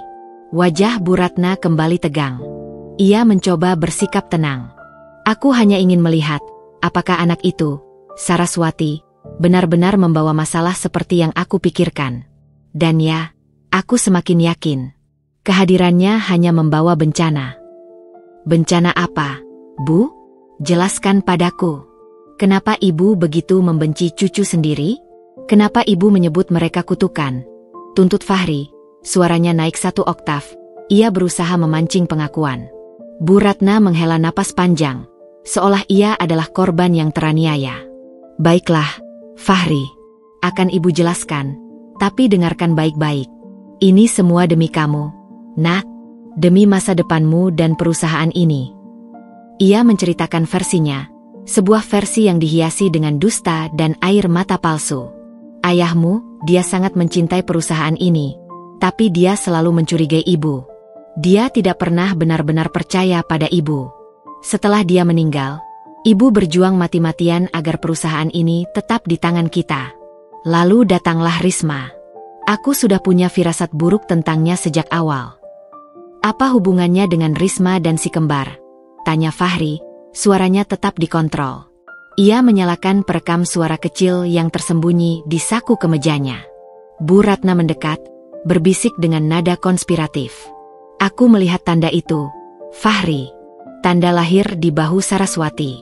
Itu persis seperti yang sering ayahmu bicarakan dulu. Dia pernah bilang, hanya keturunan dari garis keturunan yang diberkati yang punya tanda ini, bukan dari garis keturunan yang salah. Dia merujuk pada ibu. Bu Ratna melanjutkan, air matanya mulai mengalir deras, tampak sangat meyakinkan. Aku takut, Nak. Aku takut jika kebenaran tentang tanda itu terungkap, orang-orang akan berpikir bahwa ibu adalah istri yang tidak sah, bahwa kamu bukan pewaris yang sah. Aku takut semua yang kita punya akan direbut oleh mereka. Itulah sebabnya aku harus menyingkirkan Risma dan si kembar. Mereka adalah ancaman hidup kita, Fahri. Itu alasanku memaksamu menceraikannya. Aku hanya ingin kamu aman. Fahri mendengarkan dengan hati yang hancur. Ini adalah pengakuan setengah hati. Bu Ratna mengakui motifnya adalah takut kehilangan warisan. Tetapi ia memutarbalikkan fakta, menjadikan dirinya korban dan Risma serta si kembar sebagai ancaman. Namun, bagi Fahri, pengakuan tentang tanda lahir dan wasiat itu sudah cukup. Jadi, ibu menceraikan aku karena takut kehilangan harta? Tanya Fahri, nadanya kecewa. Bu Ratna memeluk Fahri erat-erat. Demi kamu, Nak, ibu tidak ingin kamu menderita. Kamu harus percaya pada ibu. Fahri membalas pelukan itu, tapi hatinya beku. Setelah Bu Ratna tenang, Fahri segera ke kamarnya dan mengirim rekaman itu ke Reno. Keesokan harinya, Risma dan Reno mendengarkan rekaman tersebut di kontrakan Risma. Rekaman itu adalah jembatan yang mengikis keraguan Risma terhadap Fahri. Dia memang memutarbalikkan fakta, Riz. Dia membuat dirinya tampak seperti ibu yang berjuang mati-matian demi anaknya. Tapi dengar, dia mengakui tahu tentang tanda lahir dan dia mengakui dia yang memaksaku menceraikanmu. Kata Fahri, tatapannya memohon pengertian. Risma mengangguk pelan. Aku dengar, Fahri. Pengakuan ini adalah bukti yang sangat kuat, setidaknya untuk membatalkan perceraian kita di pengadilan. Tapi aku masih belum bisa sepenuhnya percaya. Kenapa Bu Ratna begitu yakin tanda itu hanya dimiliki oleh garis keturunan yang diberkati? Itu pertanyaan kuncinya, sela Reno. Bu Ratna tidak hanya takut kehilangan harta, dia juga takut kehilangan status sosial dan legitimasinya sebagai janda sah dan ibu dari pewaris. Aku yakin, suaminya pernah mengatakan sesuatu yang sangat menyakitkan tentang garis keturunan Bu Ratna sebelum meninggal. Reno lalu mengeluarkan sebuah dokumen lama dari mapnya. Aku menemukan ini. Laporan polisi lama. Ternyata mendiang ayah Fahri meninggal karena serangan jantung mendadak, 2 tahun setelah menikahi Bu Ratna, di tengah pertengkaran hebat di rumah. Risma dan Fahri bertukar pandang. Pertengkaran hebat, ulang Fahri. Ya, saksi mata, seorang asisten rumah tangga yang sudah dipecat Bu Ratna, melaporkan bahwa pertengkaran itu sangat panas. Ayahmu sempat berteriak, aku menyesal menikahimu. Kamu tidak akan pernah mendapatkan apa-apa dari hartaku, karena kamu bukan dari garis keturunan yang pantas. Tak lama setelah itu, ayahmu ambruk, jelas Reno. Ya Tuhan, Risma menutup mulutnya. Bu Ratna pasti merasa terhina. Dan saat itulah dia menyadari, suaminya telah menyiapkan wasiat rahasia untuk mencegah Bu Ratna menguasai harta. Tepat, Reno mengangguk. Bu Ratna tahu bahwa jika wasiat rahasia itu muncul dan pewaris sah dengan tanda bintang ditemukan, dia akan kehilangan segalanya, bahkan mungkin dituntut atas penyelewengan dana yayasan. Kebenciannya pada garis keturunan diberkati, itu diwariskan pada cucu kembarmu. Fahri meremas tangannya. Aku harus minta maaf pada ayah. Aku meninggalkan Risma karena ancaman ibu yang didasari rasa takut dan dendam masa lalunya. Risma menatap Fahri, ada kelembutan di matanya, tetapi juga ada ketegasan. Kita tidak punya waktu untuk berlarut-larut dalam penyesalan, Fahri. Sekarang kita tahu semua motifnya. Kita harus bergerak cepat. Sebelum Bu Ratna menyadari kamu sudah berbalik haluan. Aku sudah siapkan gugatan pembatalan wasiat Bu Ratna dan gugatan pembatalan perceraian dengan dasar intimidasi. Bukti rekaman Fahri dan kesaksianku tentang dokumen yang dipalsukan akan jadi senjata kita. Tapi kita butuh satu hal lagi. Saksi ahli, kata Reno. Saksi ahli apa? Tanya Risma. Seorang ahli waris atau orang lama yang bisa mengonfirmasi keabsahan tanda lahir Saraswati dan wasiat terlarang itu. Seseorang yang tahu persis rahasia masa lalu ayah Fahri, jelas Reno. Fahri tiba-tiba teringat. Ada satu orang. Pamanku. Adik sepupu ayah yang kini tinggal di luar negeri. Dia yang mengurus yayasan di awal-awal pernikahan ayah. Tapi aku dan ibu sudah lama sekali tidak kontak dengannya. Kontak dia, Fahri. Dia bisa jadi kartu as kita, Reno memerintahkan. Fahri segera mengambil ponselnya, tetapi tangannya gemetar. Risma meletakkan tangannya di bahu Fahri, memberikan dukungan. Aku akan membantumu mencarinya, kata Risma. Tatapannya kini memancarkan kekuatan yang Fahri butuhkan. Setelah mengirim pesan pada pamannya dan menjelaskan situasinya, Fahri menghabiskan beberapa jam bersama Risma dan si kembar. Ia menggendong Arjuna, membacakan cerita untuk Saraswati. Kehangatan keluarga yang hilang kini mulai merayap kembali, bagaikan benang emas yang menyatukan kembali kain yang robek. Saat ia harus kembali ke rumah Bu Ratna untuk melanjutkan sandiwaranya, ia mencium kening Risma, tatapannya dipenuhi janji. Aku akan kembali, Risma. Aku tidak akan membiarkan ibu menyakiti kalian lagi, bisik Fahri. Aku tahu, jawab Risma. Kini ia membalas tatapan itu dengan kepercayaan. Bawakan kami kebenaran dan keadilan, Fahri. Aku dan anak-anak menunggumu. Perpisahan kali ini terasa berbeda. Bukan perpisahan yang dingin dan menyakitkan, melainkan perpisahan yang penuh tekad dan harapan. Fahri kembali ke sarang singa betina itu, kini bukan sebagai boneka yang pengecut, melainkan sebagai prajurit yang siap bertarung untuk menebus dosanya dan memenangkan kembali hak keluarganya. Babak penentuan sudah di depan mata. Misi Fahri untuk mencari saksi ahli waris, paman dari mendiang ayahnya, terasa seperti berlomba dengan waktu. Setelah mengirimkan pesan yang menjelaskan situasi dan melampirkan salinan testamen terlarang, Fahri kembali ke rumah Bu Ratna, menjaga dirinya agar tetap tenang, seperti samudera di permukaan yang menyembunyikan badai di dasarnya. Ia tahu, Bu Ratna sedang gelisah. Setelah insiden di rumah sakit, Bu Ratna semakin sering mengawasi Fahri dan mengatur jadwalnya. Kamu harus fokus pada tender proyek besar itu, Fahri. Jangan biarkan pikiranmu terganggu oleh hal-hal yang tidak penting, perintah Bu Ratna, matanya tajam dan penuh kecurigaan. Tentu, Bu. Aku akan lakukan yang terbaik, jawab Fahri patuh, padahal pikirannya jauh melayang pada percakapan rahasia yang ia tunggu-tunggu. 2 hari kemudian, di tengah malam yang sunyi, ponsel Fahri bergetar. Sebuah panggilan internasional dari nomor yang ia kenal. Pamannya, Pak Dewa. Fahri segera melompat dari ranjang dan berlari ke balkon, memastikan Bu Ratna tidak akan mendengar.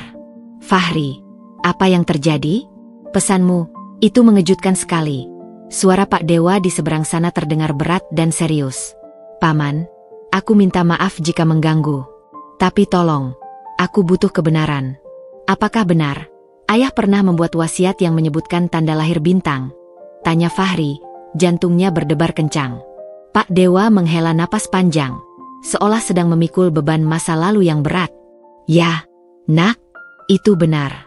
Itu adalah simpul rahasia dalam keluarga kita. Fahri merasakan napasnya tertahan.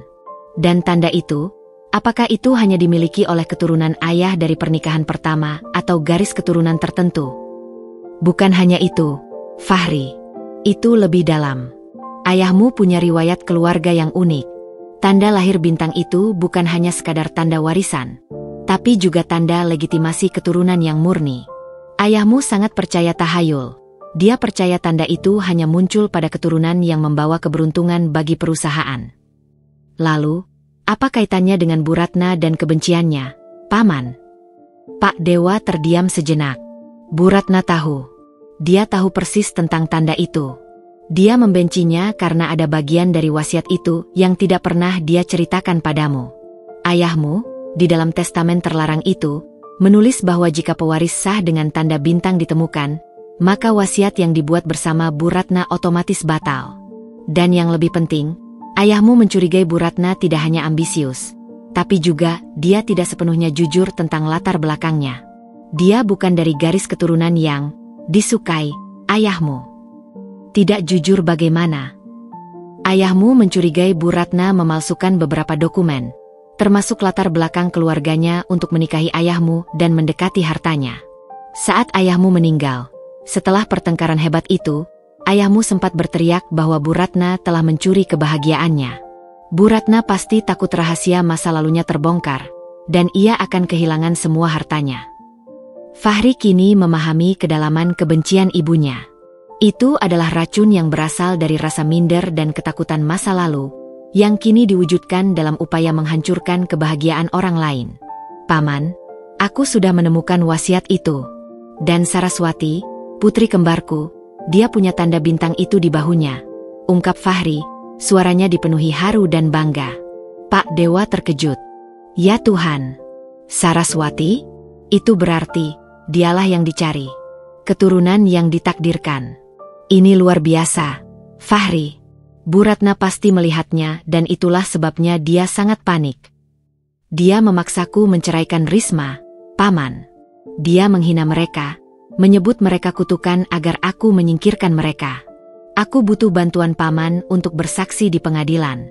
Paman adalah satu-satunya yang tahu kebenaran wasiat dan masa lalu ayah. Tentu, nak. Aku akan pulang. Aku akan membantumu. Aku tidak akan membiarkan Bu Ratna merusak takdir keluarga kita dan menyakiti cucuku, janji Pak Dewa. Keesokan harinya, Risma dan Reno terperanjat mendengar hasil percakapan Fahri. Mereka bertemu di tempat biasa mereka, di kafe sepi. Jadi, Bu Ratna tidak hanya takut kehilangan harta, tapi juga takut identitas aslinya terbongkar, yang akan membatalkan semua yang ia miliki. Simpul Reno, matanya bersinar karena penemuan fakta yang menguatkan kasus mereka. Wasiat ini tidak hanya memberi Saraswati warisan, tapi juga berfungsi sebagai pedang keadilan untuk mengungkap kebohongan Bu Ratna. Risma menggendong Saraswati, menatap tanda bintang kecil itu dengan pandangan penuh rasa hormat. Dia bukan pembawa sial, Fahri. Dia adalah kebenaran yang datang untuk membersihkan kebohongan, ujar Risma, menatap Fahri dengan mata berkaca-kaca. Fahri mendekat. Ia meraih tangan Risma, tidak peduli dengan pandangan Reno. Aku tahu, Riz. Aku menyesal aku tidak melihat ini lebih awal. Aku suami yang buta dan tuli. Maafkan aku. Aku sudah bilang, Fahri, fokus pada apa yang harus kita lakukan. Perasaan kita urus setelah badai ini berlalu, jawab Risma, meskipun hatinya mulai melunak melihat ketulusan dan penyesalan Fahri. Reno memukul meja pelan. Baik, rencana kita berubah. Kedatangan Pak Dewa akan menjadi kejutan terbesar bagi Bu Ratna. Dia adalah saksi kunci yang bisa membenarkan testamen terlarang dan juga mengungkapkan motif Bu Ratna yang sebenarnya. Tapi bagaimana kita memastikan Bu Ratna tidak akan menyakiti Paman Dewa sebelum dia bersaksi? Tanya Fahri cemas. Kita akan merahasiakan kedatangannya. Dan sebelum itu, Fahri, kamu harus menyelesaikan misimu. Mendapatkan bukti pengakuan konflik yang lebih kuat. Kita butuh momen di mana Bu Ratna mengakui bahwa dia memaksamu menceraikan Risma karena motif warisan, bukan sekadar karena kebaikanmu, saran Reno. Fahri mengangguk. Aku akan memancingnya lagi. Aku akan membicarakan tentang pembatalan wasiat. Itu pasti akan membuatnya meledak. Risma menambahkan, lakukan saat dia sedang sendiri, Fahri. Dan pastikan kamu merekamnya dengan jelas. Kita tidak boleh gagal lagi. Malam itu, Fahri melaksanakan misi paling berisiko dalam hidupnya. Ia tahu, ia sedang bermain api. Ia mendapati Bu Ratna sedang berada di balkon sendirian, tampak gelisah. Langkahnya dipenuhi ketegasan yang tak terbantahkan. Ibu, panggil Fahri. Fahri, kamu belum tidur? Besok kamu ada rapat penting, tegur Bu Ratna. Aku tidak bisa tidur, Bu. Aku memikirkan wasiat ayah. Aku memikirkan perusahaan. Aku memikirkan Risma. Fahri memulai dengan nada penuh kecemasan. Lupakan Risma. Dia sudah pergi. Dan wasiatnya sudah diurus. Ibu sudah menjamin masa depanmu, seru Bu Ratna. Suaranya mulai meninggi. Fahri melangkah lebih dekat. Aku tidak yakin, Bu. Aku sempat melihat dokumen lama ayah. Aku takut wasiat yang kita urus ini cacat hukum. Bagaimana jika wasiat ayah yang lama, yang ibu selalu sembunyikan, tiba-tiba muncul? Wajah Bu Ratna seketika berubah. Semua topeng ketenangan yang ia pakai hancur. Ia menatap Fahri dengan mata melotot. Wasiat lama? Itu tidak ada. Itu hanya karangan ayahmu yang sudah pikun. Jangan percaya omong kosong itu. Tapi, bagaimana jika ada? Dan bagaimana jika wasiat itu menyebutkan, aset utama akan diwariskan kepada keturunan yang punya tanda bintang? Bu? Anakku, Saraswati, dia punya tanda itu. Fahri menekan kata-kata itu, sambil memastikan perekam suaranya menyala. Bu Ratna meledak. Semua emosi, ketakutan, dan ambisinya yang terpendam, kini memuntahkan isinya tanpa kontrol. Tutup mulutmu, Fahri. Aku tahu kamu sudah melihatnya. Ya, aku melihat tanda sialan itu di bahu cucumu. Aku harus menyingkirkannya. Aku harus membuatmu menceraikan wanita itu, Risma, agar wasiat lama itu tidak pernah berlaku. Bu Ratna berteriak histeris, suaranya parau. Aku tidak akan membiarkan anak dari garis keturunan terkutuk itu mengambil semua yang sudah aku perjuangkan. Ayahmu meremehkanku. Aku tidak akan membiarkan anak itu, anak si pembawa sial itu, merampasnya dariku. Bu Ratna ambruk di sofa, terisak-isak, kepanikan dan pengakuan berbaur menjadi satu. Fahri berdiri mematung. Hatinya sakit melihat ibunya hancur, tetapi di saat yang sama, ia merasakan kemenangan pahit. Ia berhasil. Pengakuan itu terekam jelas, tidak hanya mengakui paksaan perceraian, tetapi juga motif di baliknya, wasiat, tanda lahir, dan ketakutan kehilangan harta. Fahri mematikan perekam. Ia tidak mengucapkan sepatah kata pun. Ia membalikkan badan dan berjalan menjauh, meninggalkan Bu Ratna dalam kegelapan emosinya. Ia sudah mendapatkan apa yang ia butuhkan. Tugasnya sebagai mata-mata berakhir. Ia langsung mengemasi tasnya. Malam ini, ia akan meninggalkan rumah itu, meninggalkan Bu Ratna, dan kembali ke sisi Risma dan anak-anaknya. Ia membawa serta bukti emas yang akan menjadi penentu dalam perang melawan ambisi ibunya. Penebusan Fahri sudah di depan mata. Risma tidak bisa tidur malam itu. Firasatnya terasa kuat, seolah alam semesta sedang bersiap untuk sebuah titik balik. Pukul 3 pagi, ketukan pelan terdengar di pintu kontrakannya. Risma membuka pintu dan melihat Fahri berdiri di sana, dengan mata merah dan tas di tangan. Fahri. Fahri tidak berbicara. Ia hanya menarik Risma ke dalam pelukan yang erat dan hangat. Pelukan yang penuh penyesalan, cinta, dan janji. Aku berhasil, Risma. Aku berhasil merekam semuanya. Aku sudah mendapatkan pengakuan ibuku, bisik Fahri, suaranya lega namun juga penuh kepedihan. Aku minta maaf. Aku kembali, Risma. Aku tidak akan pernah meninggalkan kalian lagi. Risma membalas pelukan itu, air mata mengalir membasahi bahu Fahri. Badai telah membawa Fahri pergi, tetapi badai jugalah yang membawa Fahri kembali, jauh lebih kuat dan jauh lebih bijaksana. Ia membiarkan air mata lega ini mengalir.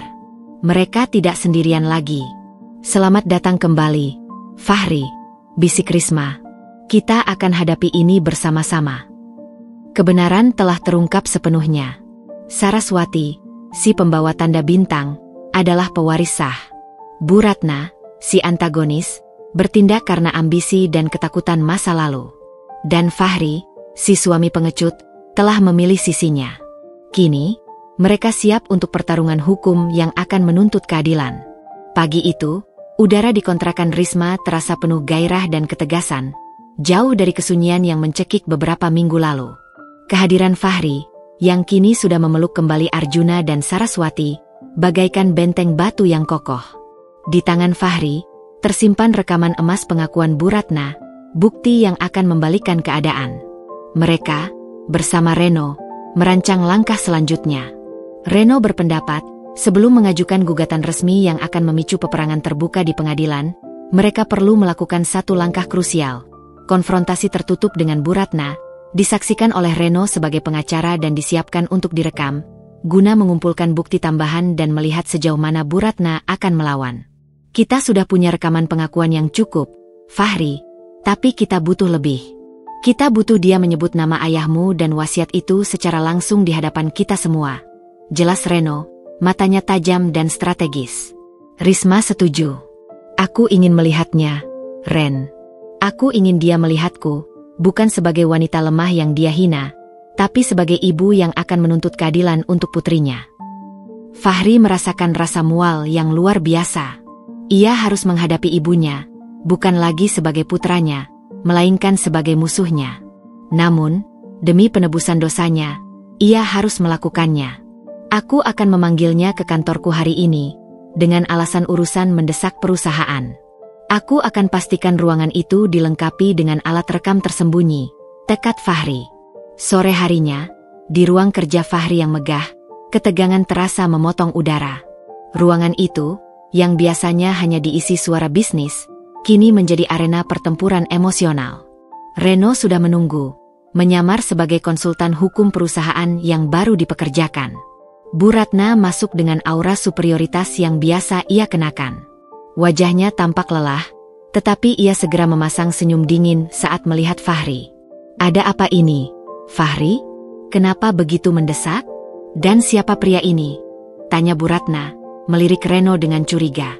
Ini Reno, Bu. Konsultan hukum baru kita. Kita perlu membicarakan beberapa masalah legalitas aset perusahaan yang agak rumit, jawab Fahri, nadanya datar dan profesional, menyembunyikan badai di dalam dirinya. Masalah legalitas apa? Semua sudah ibu urus dengan baik. Wasiat ayahmu sudah di tangan kita, bantah Bu Ratna, duduk dengan anggun di kursi kulit mahal. Pintu terbuka lagi. Risma masuk. Wajah Bu Ratna seketika memutih seperti kapas. Matanya membelalak, ekspresinya berubah dari angkuh menjadi terkejut dan marah. Risma? Kenapa wanita ini ada di sini? Fahri, apa-apaan ini? Seru Bu Ratna, suaranya tajam menusuk. Ia segera berdiri, tangannya mengepal. Duduklah, Bu Ratna. Risma ada di sini sebagai istri saya, dan sebagai ibu dari pewaris sejati. Potong Fahri, suaranya kini penuh otoritas, bukan lagi suara anak yang takut. Pewaris sejati? Omong kosong. Dia hanya wanita gila yang mencoba merampas hartamu. Bu Ratna menuding Risma dengan jijik. Risma tidak gentar. Ia melangkah maju, sorot matanya kini setajam belati. Mengapa kau begitu membenciku, Bu Ratna?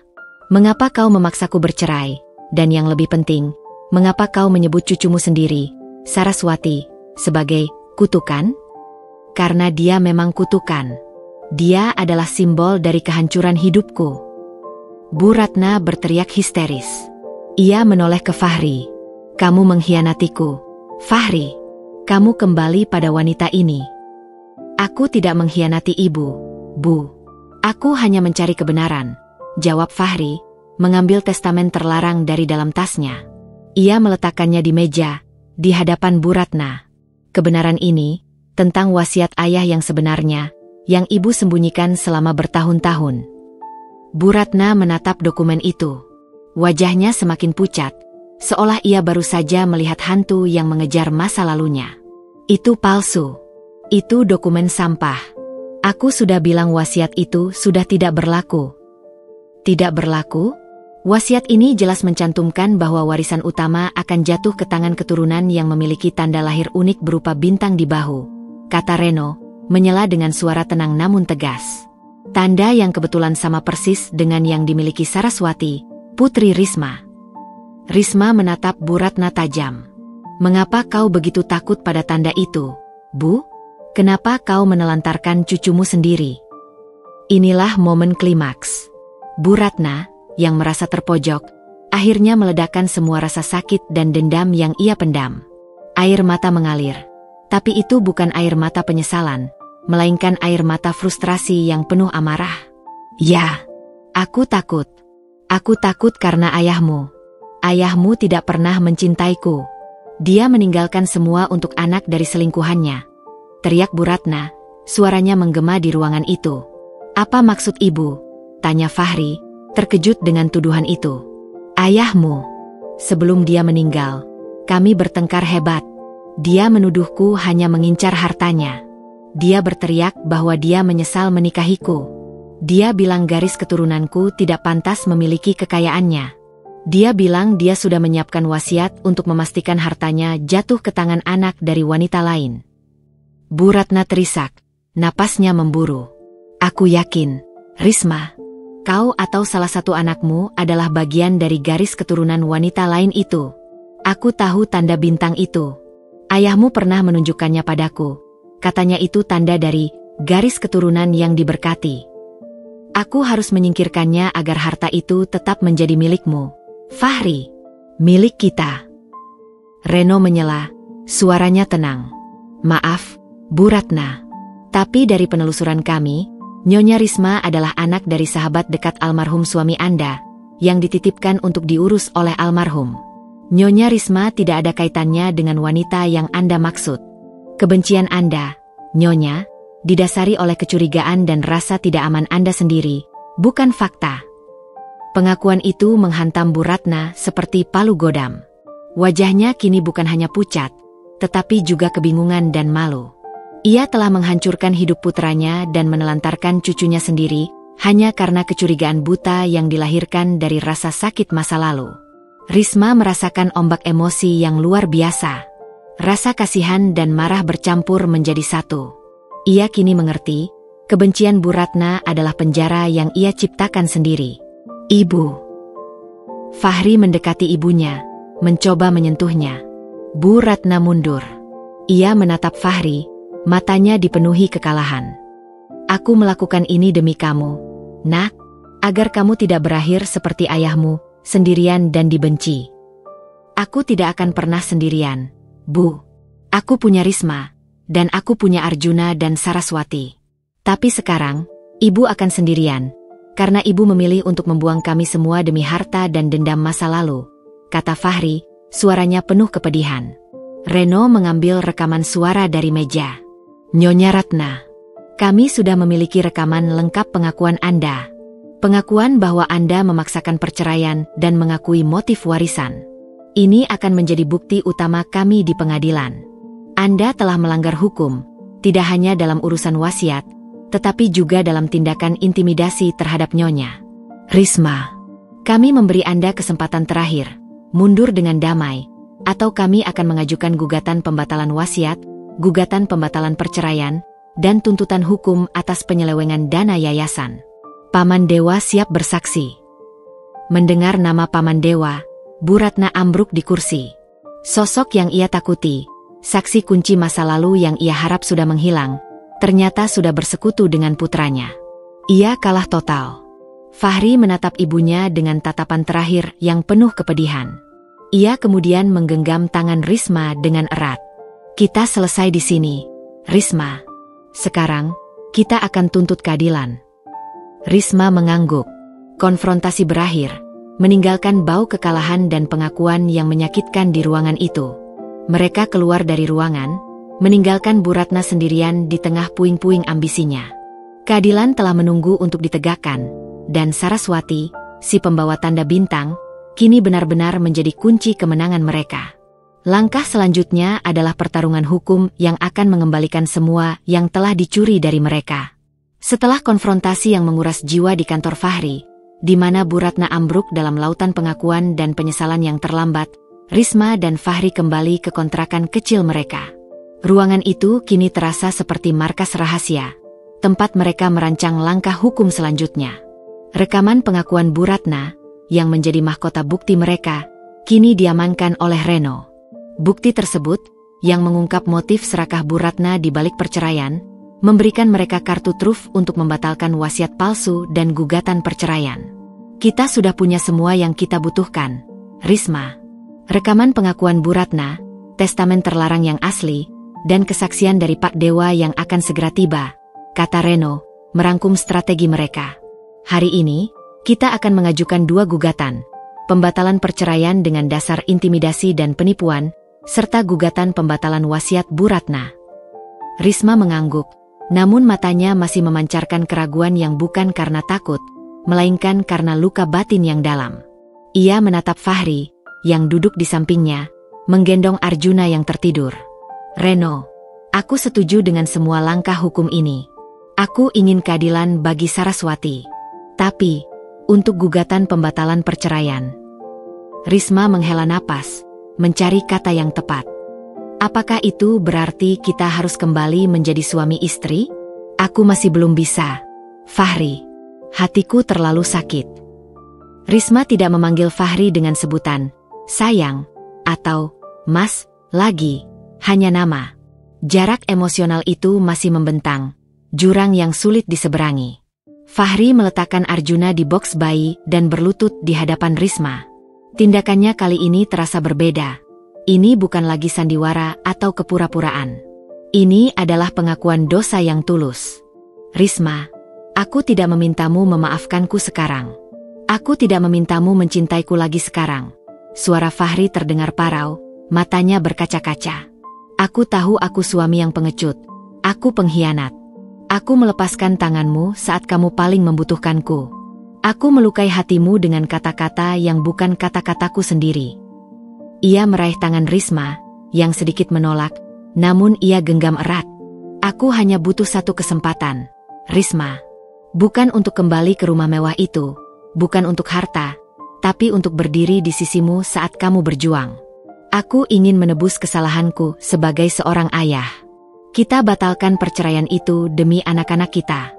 Demi hukum yang membenarkan hak asuhmu dan hak waris Saraswati. Setelah badai ini usai, jika kamu masih ingin aku pergi, aku akan pergi. Aku janji. Risma menatap mata Fahri. Di sana, ia melihat bayangan dirinya yang hancur, tetapi ia juga melihat api penyesalan yang membakar. Ia melihat pria yang ia cintai dulu, yang terkubur di bawah tekanan ibunya, kini kembali muncul. Air mata kelegaan akhirnya membasahi pipi Risma. Kamu suami yang pengecut, Fahri. Ya. Aku tidak akan melupakan itu, kata Risma, suaranya bergetar. Tapi aku juga tahu, Bu Ratna menggunakan ancaman yang tak tertahankan.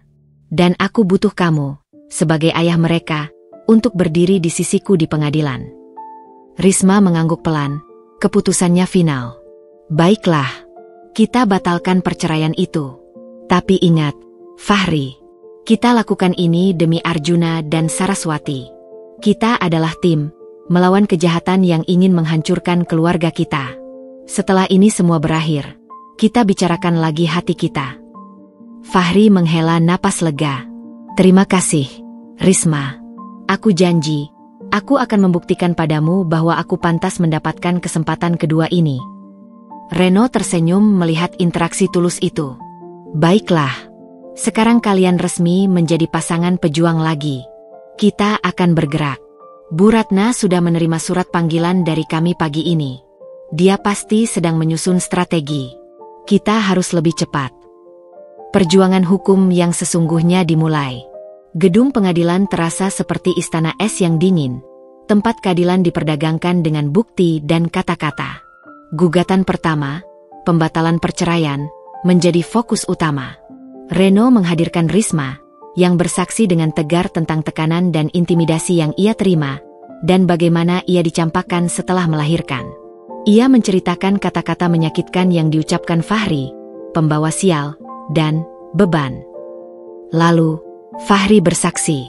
Momen Fahri berdiri di hadapan hakim dan mengakui perbuatannya adalah puncak penebusan dosanya. Yang mulia hakim, kata Fahri, suaranya terdengar tegas, namun syarat penyesalan. Saya mengakui, saya adalah pria yang brengsek. Saya menceraikan istri saya, Risma, bukan karena saya tidak mencintainya, dan bukan karena dia, pembawa sial. Saya melakukannya karena saya di bawah tekanan dan ancaman emosional yang hebat dari ibu saya, Bu Ratna.